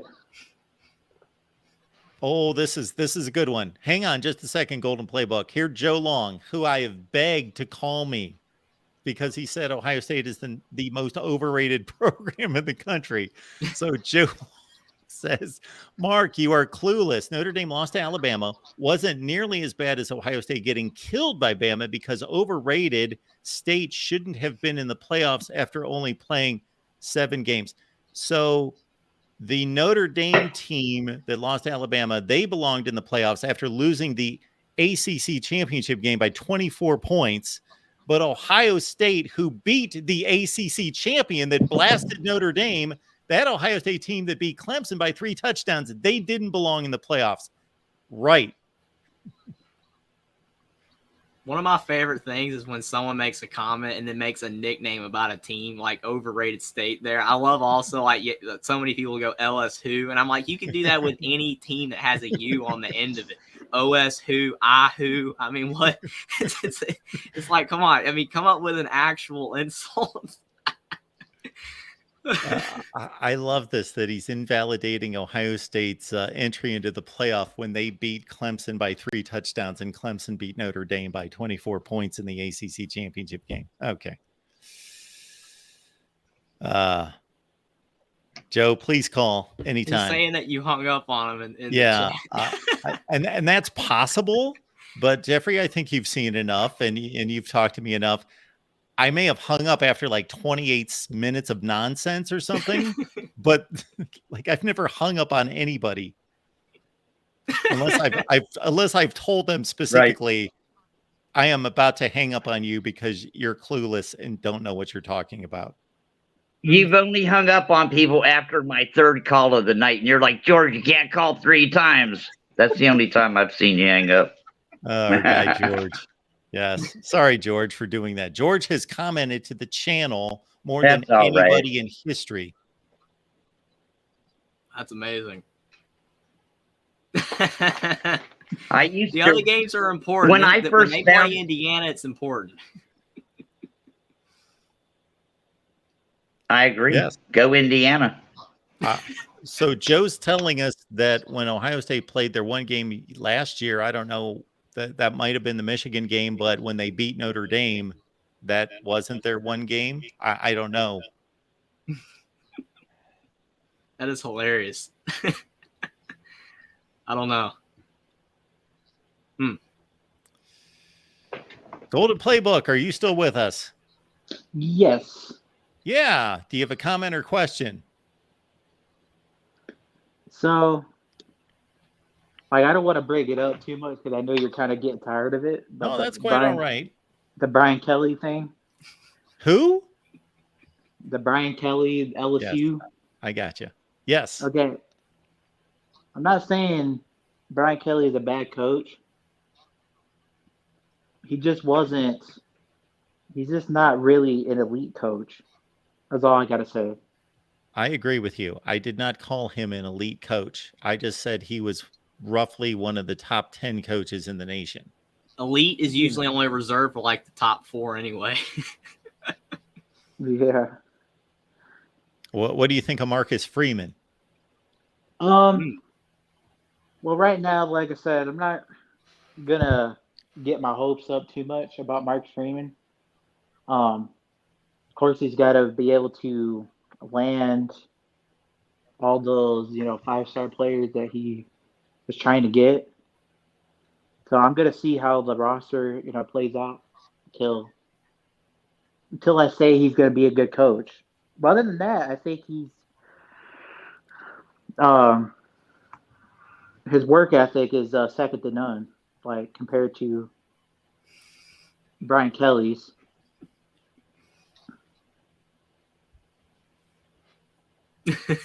Yeah. Brian Kelly does not have the reputation of being heavily involved in recruiting, but he's still brought in. See, this is what I found amusing. And this doesn't mean that Marcus Freeman is not going to take this program to great heights and win a national championship or whatever he's going to do. And that doesn't mean that he's not a better recruiter than Brian Kelly. But during the entire offseason, in which Notre Dame, for much of the offseason last year, the #1 class in the country, all I kept hearing about was how great Marcus Freeman was as a recruiter compared to Brian Kelly. But when it all landed at the finish line, Marcus Freeman brought in the 9th or 10th rated class in the country, which was roughly what Brian Kelly was doing before that. Right. Like the 2024 class, people were saying that it was like number 3, but of course that drops, on signing day. So if Marcus Freeman is, if he's at least lower than Brian Kelly, I think that's a good sign. But if he's around the same spot, I think it has to do with what you guys said with the academic standards. I know it is a little different. It's harder to get talent in there. It could be done, but you just have to put the effort in. That was the biggest issue with Brian Kelly.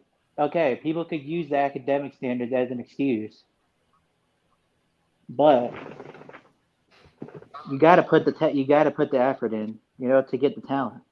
Because if that's your ultimate goal, to win a national championship, you have to try to go get the talent, We've got a stats update. I've never seen this statistic before that Tim is enlightening us on. 5-15 against the top 10. I don't know who's 5-15 against the top 10. Maybe somebody can fill me in on that. But I'm guessing it's Brian Kelly.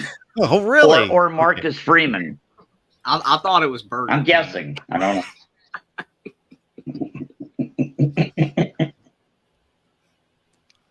What's Jim Harbaugh's record against top 10 teams?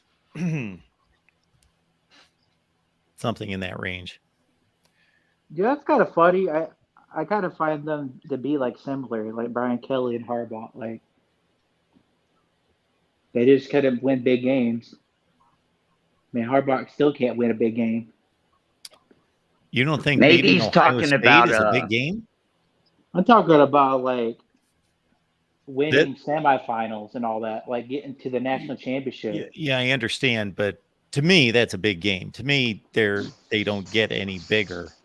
See, this is the negative effect that the playoff has on all of our minds, is that now the playoff is only the big game now. None of the regular season games are big games. They don't matter. You have to win those games to get to the playoffs. So It's still theoretically a big game. And I understand if somebody wants to win a make national that championship, though. Well, if you want to make that your criteria, that's fine. That can be your criteria. I just don't agree with it. And again, Jim Harbaugh beating top 5 ranked Ohio State teams in what is the biggest game for those two schools, to me, is I don't think there is a bigger game in existence. And he's beating teams that are as good, if not better, than some teams that he would play in the playoffs. Yeah, I mean, I get what you're saying, because that is the biggest game of the year. So all I'm saying is that in terms of winning, because last year they got to the semifinal, got curb stomped by Georgia, and then this year, I think that was 2021 when that happened, and then last year with TCU. So we're basically going back to the Tim conversation. And my point is that if you make that the criteria, if you make that the standard, nobody's doing that except for Dabo Swinney, Kirby Smart, and Nick Saban. Nobody else is doing that. Nobody else is winning playoff games. Those are the only 3 guys that win playoff games. Plus, something that I think is kind of interesting when you look at that 5-15 record, and I have no idea, so I could be completely wrong when I say this, but I wonder how many of those games Notre Dame was even favored to win. Probably not that many. And whose fault is that? Brian Kelly? Well, I mean, Notre Dame still isn't, I mean, all I know is Notre Dame has not been an elite program since I've been alive. Okay. In I'm Indiana, about to. and you're a fan of Indiana, right? I'm going to go to bed and let all you guys argue. I'm an Alabama fan, too, from ancestry. Indiana's my feel-bad team. Can you hear me, Mark? What's up, Mark? We have everybody here, so let's go in order. Jason, what's going on tonight? Not so much. How you doing, Mark? I'm doing just fine. What you got for us? This Kelly thing. I think. Oh boy, I can't get away from this. Yeah, I know. Rename it the Brian Kelly Show. I think you can have an argument for either. I think you could have an argument for Kelly being ahead of Lincoln, or you could have an argument for Lincoln being ahead of Kelly. Thank you. Thank you. Absolutely. Yeah, and as far as the top 10, if you take Kelly out of the top 10, who are you going? My question is, who are you going to replace him with? I mean, who are you going to replace him with? Thank you. That's another strong argument. And another strong argument, Jason, to me at least, the way I look at things, like if somebody would come on here and rant and rave about Brian Kelly's not a top 10 coach, and then if I asked them to rank the coaches and they ranked him like number 12, I would be like, okay, well, 12, how is he top 10? Yeah. Like the last, right. I didn't do rankings this offseason, but I did them last offseason, and I basically stated from about 6 to 12 or 13, based on just my opinion, this isn't law, but to me, we're like razor close. Like they could be anywhere. Mark, can I add something to this? Absolutely, Hunter. That's why we got you here. Okay. Thanks for being here. So I'm not going to spend too much time on the Brian Kelly thing, but I will say this as a diehard Alabama fan. If he wouldn't have went to LSU, and let's say after this season Nick Saban was to retire, I would have zero problems with hiring Brian Kelly at Alabama. That's how good of a coach he is. I wouldn't be mad at all. But so I want to go back to the topic at hand for the title of the discussion about the schedule release. After I've reviewed it and looked at it, and some of the things that I heard you and him talk about, was I think that they tried to have somewhat of a balance to the schedule. I like that they kept the rivalries with Alabama, Auburn, and LSU. I think those are very important, even though that's going to make a very rigorous schedule for Alabama every year. I've seen some people on message boards today talking about how it's unfair to teams like Georgia to have to play. I mean, literally some of the comments from Georgia fans were that they were complaining about how to play Alabama at home. And then some of the other things that I've seen was how unfair it was for Texas and Oklahoma. Well, my thing is, you signed up for this, so now you're playing with the best of the best. So there's not really no complaining when you kind of signed up to be in this conference for the money. Yeah, well, there's a component in there that, again, we don't know the exact formula, but basically they weighted it slightly toward winning percentage. But they also put a component in there that you can't just be awful for 10 years like Vanderbilt and get all the worst teams on your schedule, that you're at least going to be given 2 of the 8 on your schedule are going to be in that top half of the league. And then they did the exact inverse to not completely brutalize Georgia and Alabama, but they still weighted the schedule. And I don't necessarily agree with that. Why do you get penalized for being good and rewarded for being bad? I never understood that. Yeah, I see what you're saying. I guess for me personally, the thing that I felt was more important going into this whole scheduling thing was keeping the rivalries alive. I think that would have been horrible for the sport if we would have had to Oh, I'm not going to say with the sport overall, but it would have been horrible for Alabama to have to lose an LSU or a Tennessee game every year. I think that would have been bad. I think that would have been bad for tradition. And I'm very much a tradition guy. I like the pageantry and the tradition of Alabama versus Tennessee and LSU. If I had to pick, if you had to tell me that one had to go away, I would say the Tennessee game, or the Tennessee would have to go away. I love the LSU and Alabama rivalry, and I love the Alabama and Auburn rivalry, but I'm just very happy that they were able to keep those intact. And so, from what you were a little bit of what you were saying about the Big Ten and how they did their schedule, I think I like that model a lot better. Well, I absolutely do. But the thing is, somebody's going to complain no matter what you do.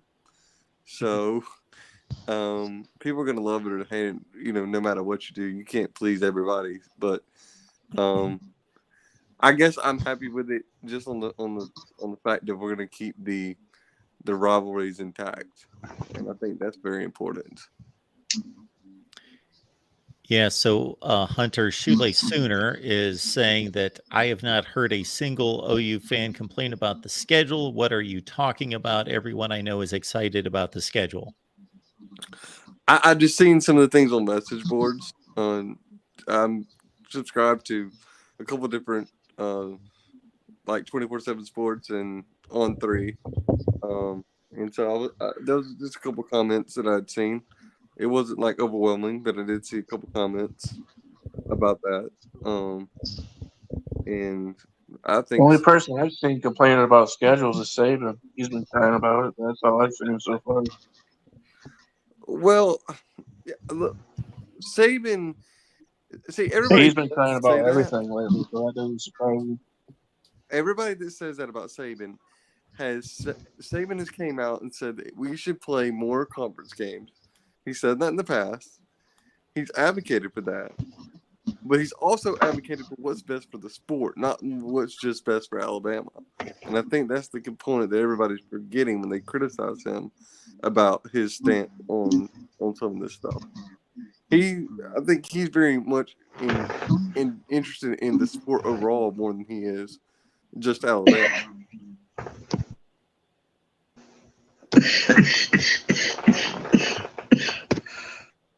I think something that you said, Hunter, about not everybody's going to agree with you, though. I mean, or on the schedule. I mean, that's what me and Mark were talking about earlier. It's just not going to happen with anything. I mean, there's people that want the conferences to go back the way they were 40 years ago. Unfortunately, it's not going to happen. But I mean, whatever you're going to do with adding these teams and doing these schedules, it's going to be flawed in some way. But I mean, at least to your point that they are keeping the rivalries and they're trying to do everything they can to make the schedules fair, even if, to Mark's point, it's not, completely making sense with rewarding the bad teams and, punishing the good teams or whatever a little bit. Like I said, can't make it perfect, but since they're making the moves, at least they're trying to make it as best as possible, I guess. Oh, yeah, and I want to add one more thing to the whole MJ versus LeBron thing. Why does nobody ever bring up Kobe? Kobe was, in my opinion, better than LeBron. I would still put Michael Jordan ahead of him.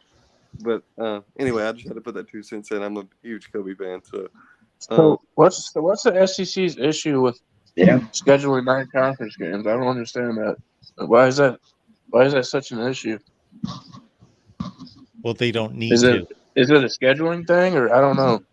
It's easier for these teams to get the bowl games when they only have to play 8 conference games. They don't need to. Nobody's forcing them to. But I always hear that the Big Ten schedules weak conferences, but Alabama is playing Austin Peay in Week 11, so I don't understand that. But they won't go to 9 games. Hey, Mark. Get it. Yes, George. Can I would like anybody that is advocating for 9 conference games per year, right? We're going to give them a complimentary entry into the SEC, okay? Now let's name their 9 games. You're going to play Alabama. You're going to play Georgia. You're going to play Florida. You're going to play LSU. You're going to play Texas A&M. You want to keep going? Don't talk to me about 9 games, okay? Because you can't do it, so shut up. You need to man up and schedule. You're going to play 9 of those games in a row. You guys are the big boys, right? You're the big boys. You can handle it, right? You're playing against. You're playing Rutgers. George, listen. You're playing Rutgers in Eastern Washington. You guys have a big 3 just like the Big Ten. Who are your big 3s? You got Bama. You got Georgia. You got LSU. You can't even get past South Carolina. Same thing with Michigan, Ohio State, you can't even beat South Carolina. I didn't name South Carolina, Tennessee, Kentucky. Are you crazy? Oklahoma, Texas A&M, Texas. Come on. Like Kentucky's a good team. Come on, bro. Unfortunately, you play 9 games last year. Is Vanderbilt good too? Don't worry about the SEC. We're fine. We got this under control. We're going to the playoffs every year, all of us. I'm about to have to go. But I do have one question for Mark. Okay. Hang on just a second. Man, we need the real right now. The real would make this truly the SEC is the best for sure. Hunter, what do you got? Okay, my question for you is, overall, are you satisfied with this? Yes. I nitpicked a little bit about the winning percentage and that weighting, NFL style weighting schedules more difficult toward Alabama and Georgia and easier for the lesser teams. But yeah, they've protected the games. Well, I can't completely answer that because we don't know what the formula is. They just gave us a schedule for 2024 and they gave us a few bullet points in terms of regardless of the formula. The Big Ten gave us exactly how they're laying out the schedule, so I could judge that easier. Yeah, I'm saying regardless of the formula, that schedule. If you just look at the way that the scheduling has been done, are you overall okay? Oh, it's a much better schedule than what we have currently in the SEC. Yes. Yeah. A team that I think to look out for this year, really, I think is an underdog in the SEC is going to be South Carolina. I think they're going to be a lot better this year than they were last. They could be better than they were last year. I could see them, maybe possibly winning 9 games. And George, let's not go there with bowl games because what's Michigan's record against Florida in bowl games again? Isn't it 4-1? Yeah, let's not go there, buddy. I got nothing against Western Michigan, man. Is that what you said? Western Michigan? I said Michigan. DJ Fleck's old team was Western Michigan? Okay. What's the record maybe against Michigan too. I don't know. 4-1. Yeah, let's not go there. I'm not gonna talk too much trash about Michigan. They won when was Michigan's last national championship? They won recently, right? Ooh. Within the last 25 years, they've won one, right? Yeah, and how many have in the last 10? Florida won in 2008. When was Michigan? I'll give you a better question. When's the last time Florida was relevant? What, 10 years ago? Kyle Trask. 2008. Maybe. Hey, but whatever. On a bad year, we might win 11 games. I agree. But when was Michigan's last national title? It wasn't that long ago, was it? 30 years, maybe? 97. When was Florida's? Okay. Well, that's not bad. 2008, but still 97. You're still, better than some schools that have never won one. One quick question. They better let the Big Ten. We need to win another one. You're right. The last 10, it's been a while ago. I know. Out of the it's not like Georgia. Georgia waited 40 freaking years. 41 years. So it's not too late, man. You can beat that. You're not that far down. Just a second, George. We've got Hunter here. Hunter, what you got for us? out of the last 10 national championships, the last 10 years, yes, how many SEC teams have won those national championships? Well, all of them except for Ohio State and Clemson twice. It's what, 7 and 3, 7 for the SEC. Okay. Mm-hmm. Was that a trivia question? No. Okay. I rest my They case. have to be more difficult than that. I was speaking to our lovely Michigan fan over here. Anyway, Mark, thank you. I appreciate you having me on. Enjoyed the conversation. And I'll talk to you another time. Thanks, Hunter. Appreciate you being here. Have a good night. Okay. If I mute anyone, it's to eliminate the noise. So then just unmute yourself when you talk. So I'm trying to find where the the noise is coming from. There we go. Okay. Golden Playbook, are you still with us? Yes. Do you have anything else for us? I just wanted to say, like, because I know you kind of get tired of it, like I said, but Brian Kelly's a good coach and all. Like, he's a really good coach. He may very well do good, at LSU, just because I know the standards are higher at Notre Dame than LSU. So obviously he could probably get more talent. But I don't really see it. What don't you see? I don't really see him winning the Natty there. Well, yeah, I'm not necessarily predicting him to win a national championship. If he does, I would not be surprised. If he doesn't, I wouldn't be surprised. It's kind of like LeBron and Jordan, right.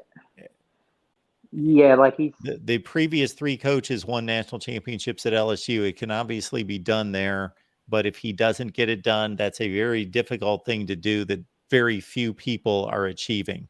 So, yes. Yeah, he's a good coach. We'll see. I only know one person listening who would guarantee that Brian Kelly would win a national championship, and that's our friend Tim.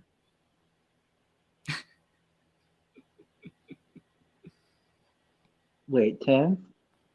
I'm gonna hop off, Mark. Thanks for having me on. I don't feel like arguing tonight, so have a good one. All right, Jason. Thank you. I think if you don't feel like arguing, it probably will not be the best thing to come on here, because that's exactly what you do. I did open it up across the board, and I typically don't do that, but we just had 3 or 4 callers, and to wrap it up for the night, I thought I would do this.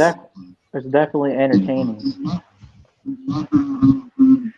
Well, that's what we're supposed to be in the business of. So. Hey. About Brian Kelly. Yes. I never had any respect for him. I thought he looked like an alcoholic. But then he went to LSU, and now I respect him. He's a great dancer. We've all seen that. And he dumped his old lady, and I think he got some young Cajun girl. He's cool as shit, man. I like him. And he has a good Southern accent. He does. And that Southern accent. I've never seen that. What a cool son of a bitch he turned out to be. As soon as I heard that, I thought, oh boy, this is already going off the rails. But no, he pulled it together. He's grooving, man. That's a little fishy there to me. Hey, listen. His wife waited till he got He's from the South. He's not his from wife Louisiana. I know. I'm being facetious. But his wife waited till he got $100 million contract and dumped his ass. She is so rich. She got like $12 million in the bank right now. She's so happy. Hey, Jimbo Fisher might get a $70-80 million buyout too. Baby. I can't believe anybody hired Jimbo Fisher from Florida State after he destroyed their program. I'm like, wow. And now he's doing it to Texas A&M. He won a title. This dude keeps getting #1 classes and going 8-5. Like He's great. I'm scared when they replace him, they might get a good coach. I got one last question for you. Sure. What you got? So, like, the answer is Brian Kelly. Oh no. Go ahead. We're done with Brian Kelly. Okay. When do you see Nick Saban like retiring? And do you think he'll retire after this season, or? He's got like 7 years left on his contract. I think Nick Saban keeps himself in tremendous condition as a 70-year-old. He just turned 70. He's in tremendous shape.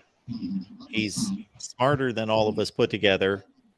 I think that it appears as though this is what he truly enjoys to do.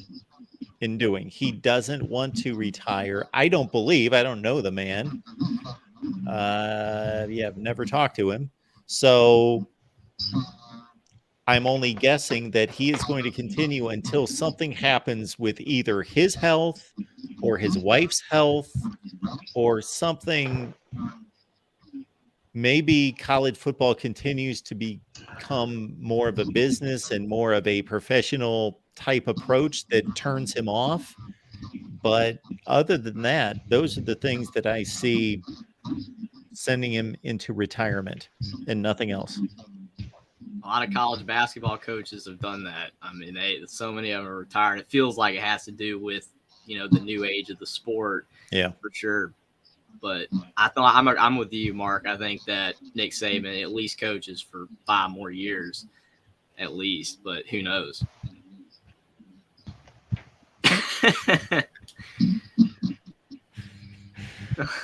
All right, Golden Playbook. We appreciate you being here tonight.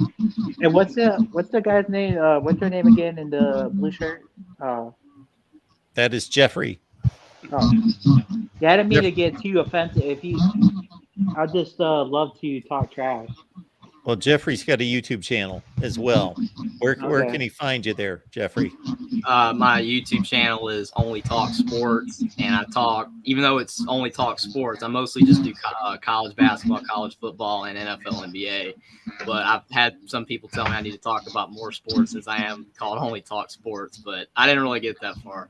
But yeah, that's where I make videos over there. But definitely appreciate you if you check it out. But definitely Mark is by far, he is the definitive for college football. I mean, everybody that comes on to ask, like Mark said, trivia questions, it's not going to get it done. Mark knows what he's talking about. You should have had tons of interviews with Nick Saban already, for sure.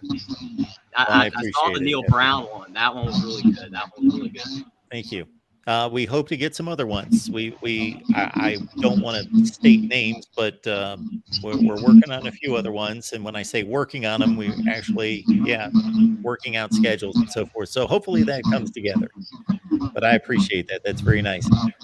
Golden Playbook, we appreciate you being here. All righty. Have a great night, guys. You too. Good night. Good night. Good night. Hey, Mark, if you had an interview with Nick Saban, yes, what could you possibly ask him that he hasn't been asked 80 quadrazillion times before? Why would you waste his time so he can go, well, I think we have a good team this year, and if we practice hard, we might be able to get it. I mean, what's he going to tell you? I think your time would be better spent. All right. Maybe just a courtesy interview. Jeffrey, take note of that. Give me an example question. Well, hang on just a second. So I want Jeffrey, he's our moderator here, that he can take note of this, that I either have the choice if Nick Saban wants to be interviewed by me to give him a courtesy interview, or that I'm not going to waste my time. Right. What are you going to ask the guy? What are you going to say? It'd just be a waste of his time and yours. Hypothetical universe, I would say to Nick, I was like, well, how would you think you would fare if you took over at the University of Indiana or University of Vanderbilt to coach football? Do you think that you could get them to 10 wins? Yes, 11 wins? That is a tremendous question, because we've talked about that. You and I have, and others, we've talked about, wouldn't it be just a phenomenal experiment to take the best coaches in college football the real elites and send them off to purgatory and have them try to resurrect Vanderbilt or fill in the blank, Georgia Tech or Rutgers or wherever, and that would be now that they're established, they could absolutely do it. But why would they? They're all established at other universities. If they left now, everybody would follow them. It'd be easy now. Everybody would go to Vanderbilt if Nick Saban went there. What I would ask him, George, I would say, in all these years of preparing for opponents, what head coach and coaching staff was the most difficult to prepare for because you thought that they had all their T's crossed, I's dotted, and they were the most difficult to prepare for? He would say, Urban Meyer, he's a son of a bitch. That's what he'd tell you. He might say exactly that because they had a heck of a 5-game series that I believe Urban Meyer won 3. He would say Urban Meyer is the only. He would say Urban Meyer is the only guy that can out cheat me. I thought I was the freaking expert. Urban Meyer taught me a couple lessons along the way. The other two coaches that he might say would have given him a hard time maybe would be, not counting Kirby Smart now, but like a few years ago, maybe Gus Malzahn or Dabo Swinney. Gus Malzahn always threw a trick on us. Absolutely. 3-4, which is a phenomenal record against Nick Saban. Now, if you got him on an interview and you could ask him anything and he would be completely candid about it, I would ask him about certain situations like Hugh Freeze and what happened at Ole Miss and how he, what he feels about those type of situations and those kind of coaches getting a second chance. He would tell his answer to that would be, that's a question for Jimbo Fisher. I don't roll that way. Ask Jimbo. I know it's off topic what we're saying. It still cracked me up so much when Nick Saban was talking about the Jimbo Fisher #1 recruiting class, and then he mentioned the guy that went to Jackson State. That was so funny. Dion was like, "Come on, I got one guy." Travis Hunter. That was so funny. He's like, "I got one guy. I'm not a threat. I'm still not a threat at Colorado to Alabama."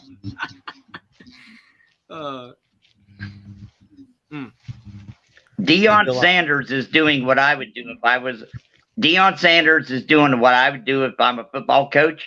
He's making like $8 million a year from Geico or whatever that commercial he does, Aflac. And he's buying his own fucking players. That's what I'd do if I was a coach. I'll spend my whole $8 million to win a national title because I got a 7-year contract. I can do this. Why aren't they all doing that?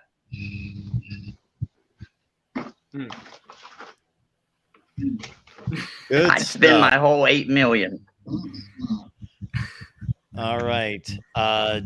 George, we're going to give you a final word, and then Jeffrey a final word, and I think we pretty much finished the night out. Well, George, what else you got for us? I haven't seen the schedules. Is Florida's schedule for 2024 out there? Yes. We'll show it to you. Wow, I can't wait to check.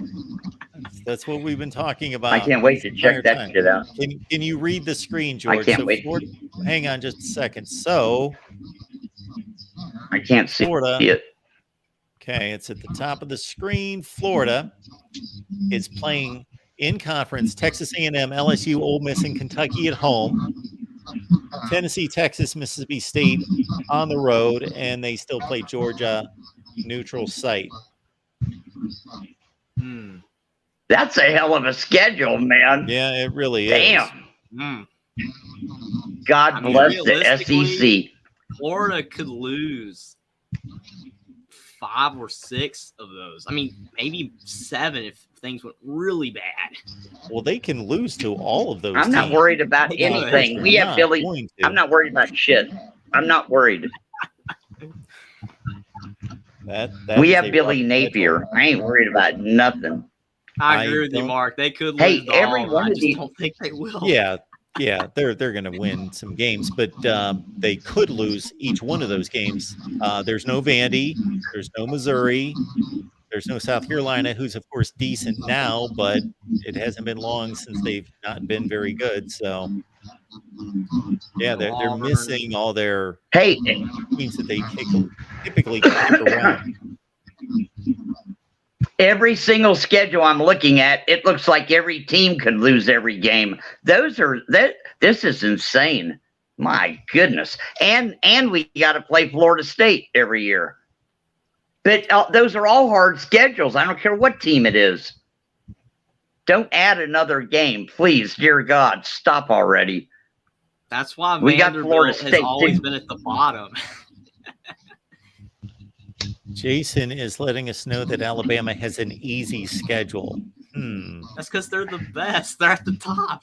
Georgia, Auburn, Missouri, South Carolina. Well, if you Georgia, Tennessee, LSU.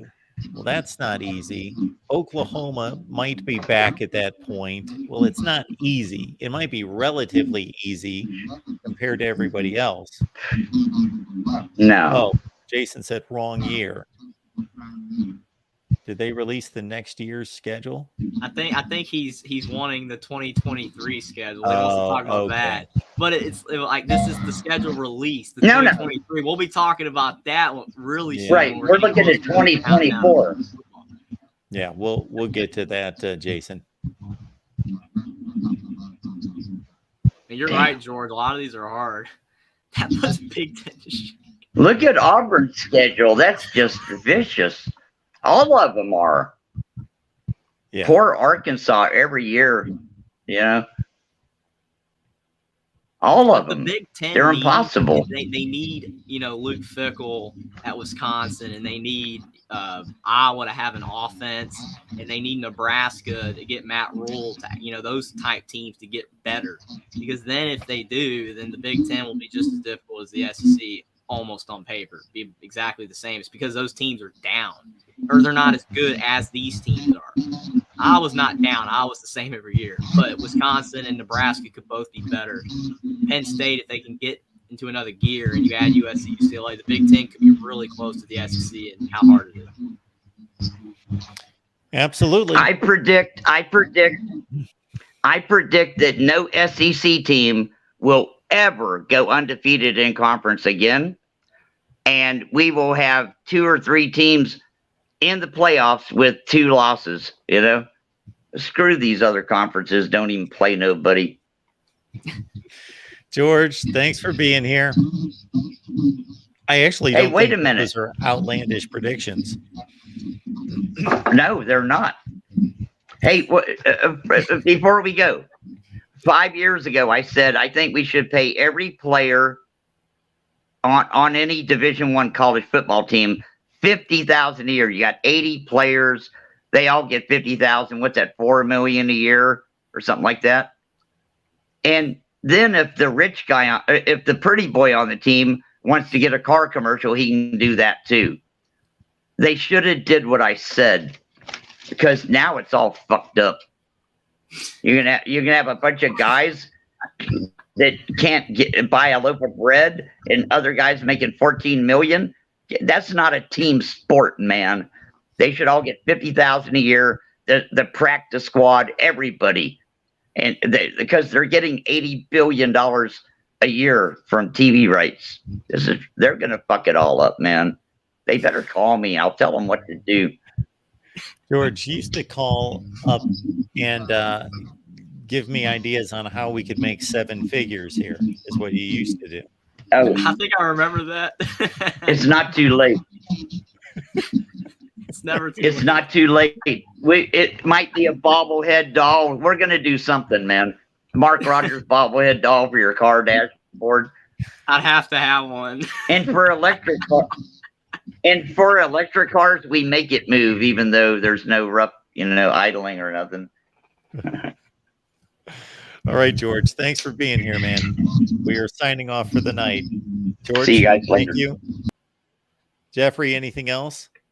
I don't even know if there's anything else that I could even add at this point. This was a lot of fun. I'm so glad that I called in, and I had a lot of fun talking to you and the other guys. That was a lot of fun. And the 2024 SEC schedule is interesting. It's going to be, wild to see how Oklahoma and Texas do adjust to the SEC. It's going to be interesting how USC, UCLA adjust to the Big Ten. I'm looking forward to it. And I can't wait for this, 2023 season is coming up in around 80 days roughly for most teams. I'm looking forward to that. And I will definitely, hopefully try to call back soon and talk about that with you as we prepare for that. But this was a lot of fun. Thanks for having me on.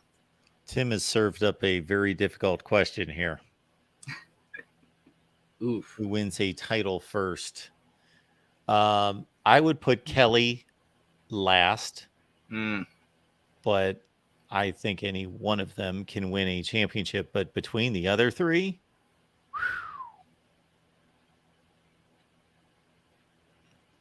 I don't want to say anything, but I would probably have to say maybe Ryan Day or Lincoln Riley, one of the two. I don't know. Right this second, Jim Harbaugh has the program that is in the most stable, strongest place, but I just don't know if they're going to keep it there. Yeah. Or they need to keep going. They're not there yet. They're not Georgia.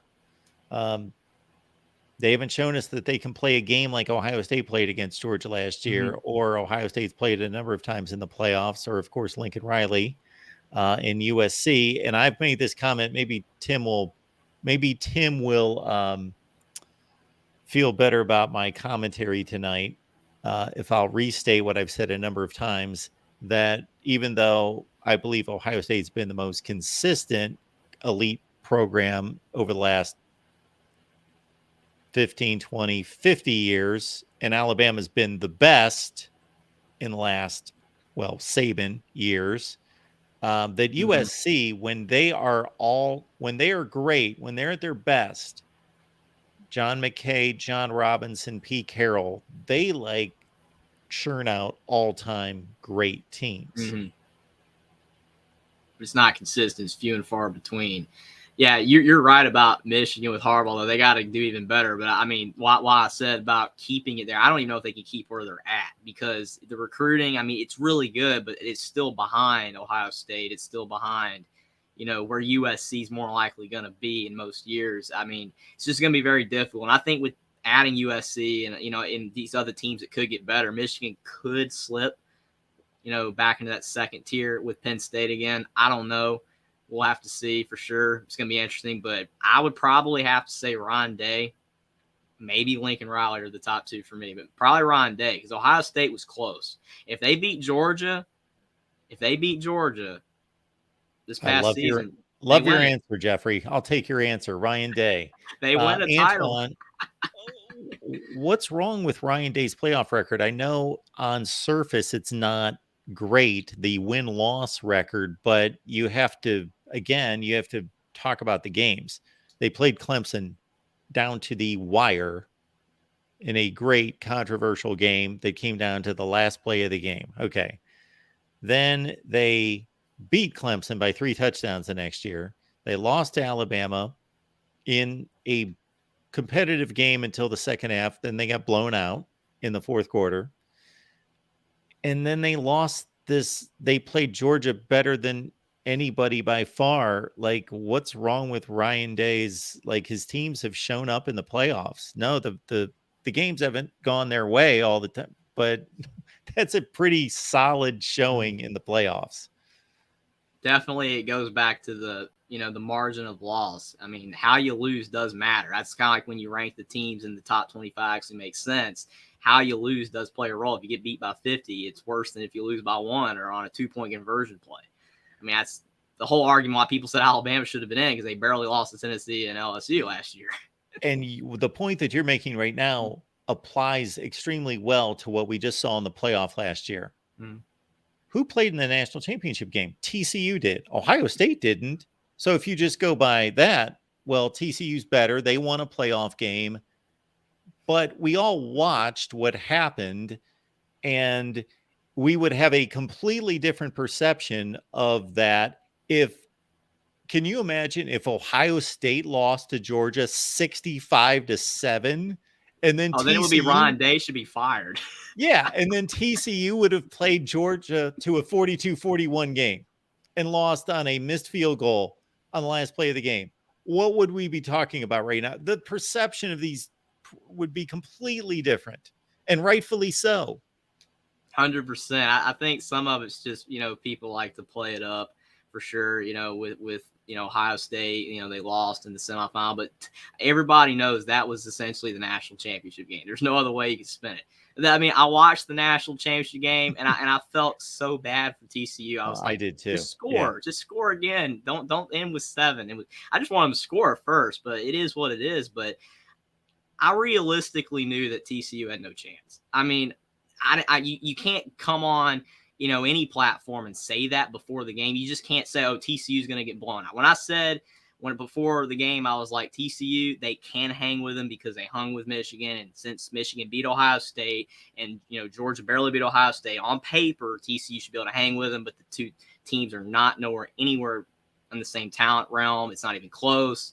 And Georgia showed what they are at their best is that. And it was a 65-7 game. And when Ohio State's at their best, when CJ Stroud played like a Heisman winner in that game, even though he didn't win the Heisman, but that was a Heisman-like performance against Georgia. And when Marvin Harrison getting hurt, they lost. But that was a fantastic game. And Ohio State, again, I'm not going to come up here and say, oh, I'm the biggest Ohio State guy. I'm not going to say that. But they should have won the game. I mean, Texas should have beat Alabama, but they didn't last year. I mean, games like that, and I'm an Alabama fan, from family, and I'm like, I could say Alabama should have lost to Texas. It's just the way it is, but the results didn't happen that way, so there's nothing you can do. Antoine, we love Antoine. He shows up at all these shows, and he's asking about Ryan Day's record and what it is. I will tell you this. It's better than Jim Harbaugh's playoff record. Okay. Absolutely. Everything you just said makes total sense. It just...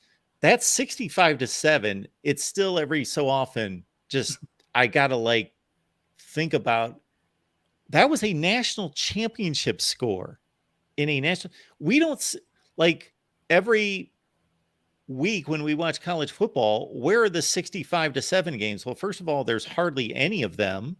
And when they are, it's Ohio State beat Bowling Green and Georgia beat the Citadel or College of Charleston. Those are the 65-7 games in college football from week to week. It's just that it is flabbergasting how badly they destroyed them. 100%. I mean, I think that the biggest thing for me, because I love both college basketball and college football about equally. I mean, college football, maybe by a little bit, but I love both. But college basketball, I mean, you have a national championship game, and Kansas plays Baylor 2 years ago.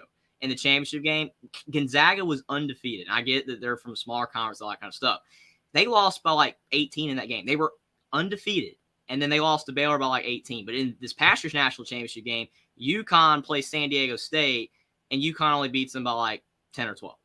So the results aren't there. They're not blowouts like you just saw with Gonzaga TCU. The Gonzaga or Georgia TCU. Gonzaga Baylor should have been the game that was closer than San Diego State UConn, but it wasn't. That's because basketball, you can have the way better team, but you can still let the other team hang around because of the fact that your best player on that given night is not having his best shooting night. The problem with football is the line of scrimmages already ends it. TCU's offensive line couldn't hang with Georgia's D-line, and Georgia's offensive line destroyed TCU's D-line. It was not even close. I mean, Stetson Bennett had no pressure. That's a whole other debate, and I know that you want to get off for sure. But you look at Stetson Bennett, in my mind, I know that some people think he will make it in the NFL, and you never know. But he was behind a great offensive line. He's got the best team around him. You put Stetson Bennett on Indiana, and he's hurt within 3 games. I mean, Indiana literally has not had a quarterback finish the season uninjured since Peyton Ramsey back in 2018. So Stetson Bennett, I don't know if he's going to make it in the pros. He's not big enough. It's just not there. Jeffrey, thanks for the phone call. Thanks for being here. Appreciate you. And hopefully we can talk soon. You too. I had a lot of fun. Thanks for having me on, and I can't wait to be back. This was awesome. Thank you. Have a good night. You too. Real quick, everyone, hang on for 2 seconds. You're on Amazon. almost all of you at some point. A couple people told me this week, hey, just let people know, just clip that Amazon link, put it on your bookmark, and just keep it right there. Same shopping experience. John, thank you so much for posting this. There it is, Amazon link. Grab it and just put it somewhere where you will remember it. Everyone tells me when they use this link, it's just like they're on Amazon now. There is no difference. So please use the link, and you help build the channel, keep us going. And thank you so much for doing that. We've got a deep dive. Speaking of Georgia, we've got a deep dive with Tony Altamore coming up tomorrow night, Thursday night, 8 o'clock Eastern time. We've got a loaded schedule tomorrow night. We've got the South Carolina live show. We've got the Clemson live show. We've got the Georgia deep dive. All of that's coming up on Thursday night. We're going to put together a Michigan-Nebraska 1997 debate show. We're going to simulcast that on the Michigan and the Nebraska channels, probably sometime on Friday night. TBD. Appreciate you being here at the Voice of College Football. Again, Amazon link. If you enjoy what we do here at the Voice of College Football, we will see you tomorrow night.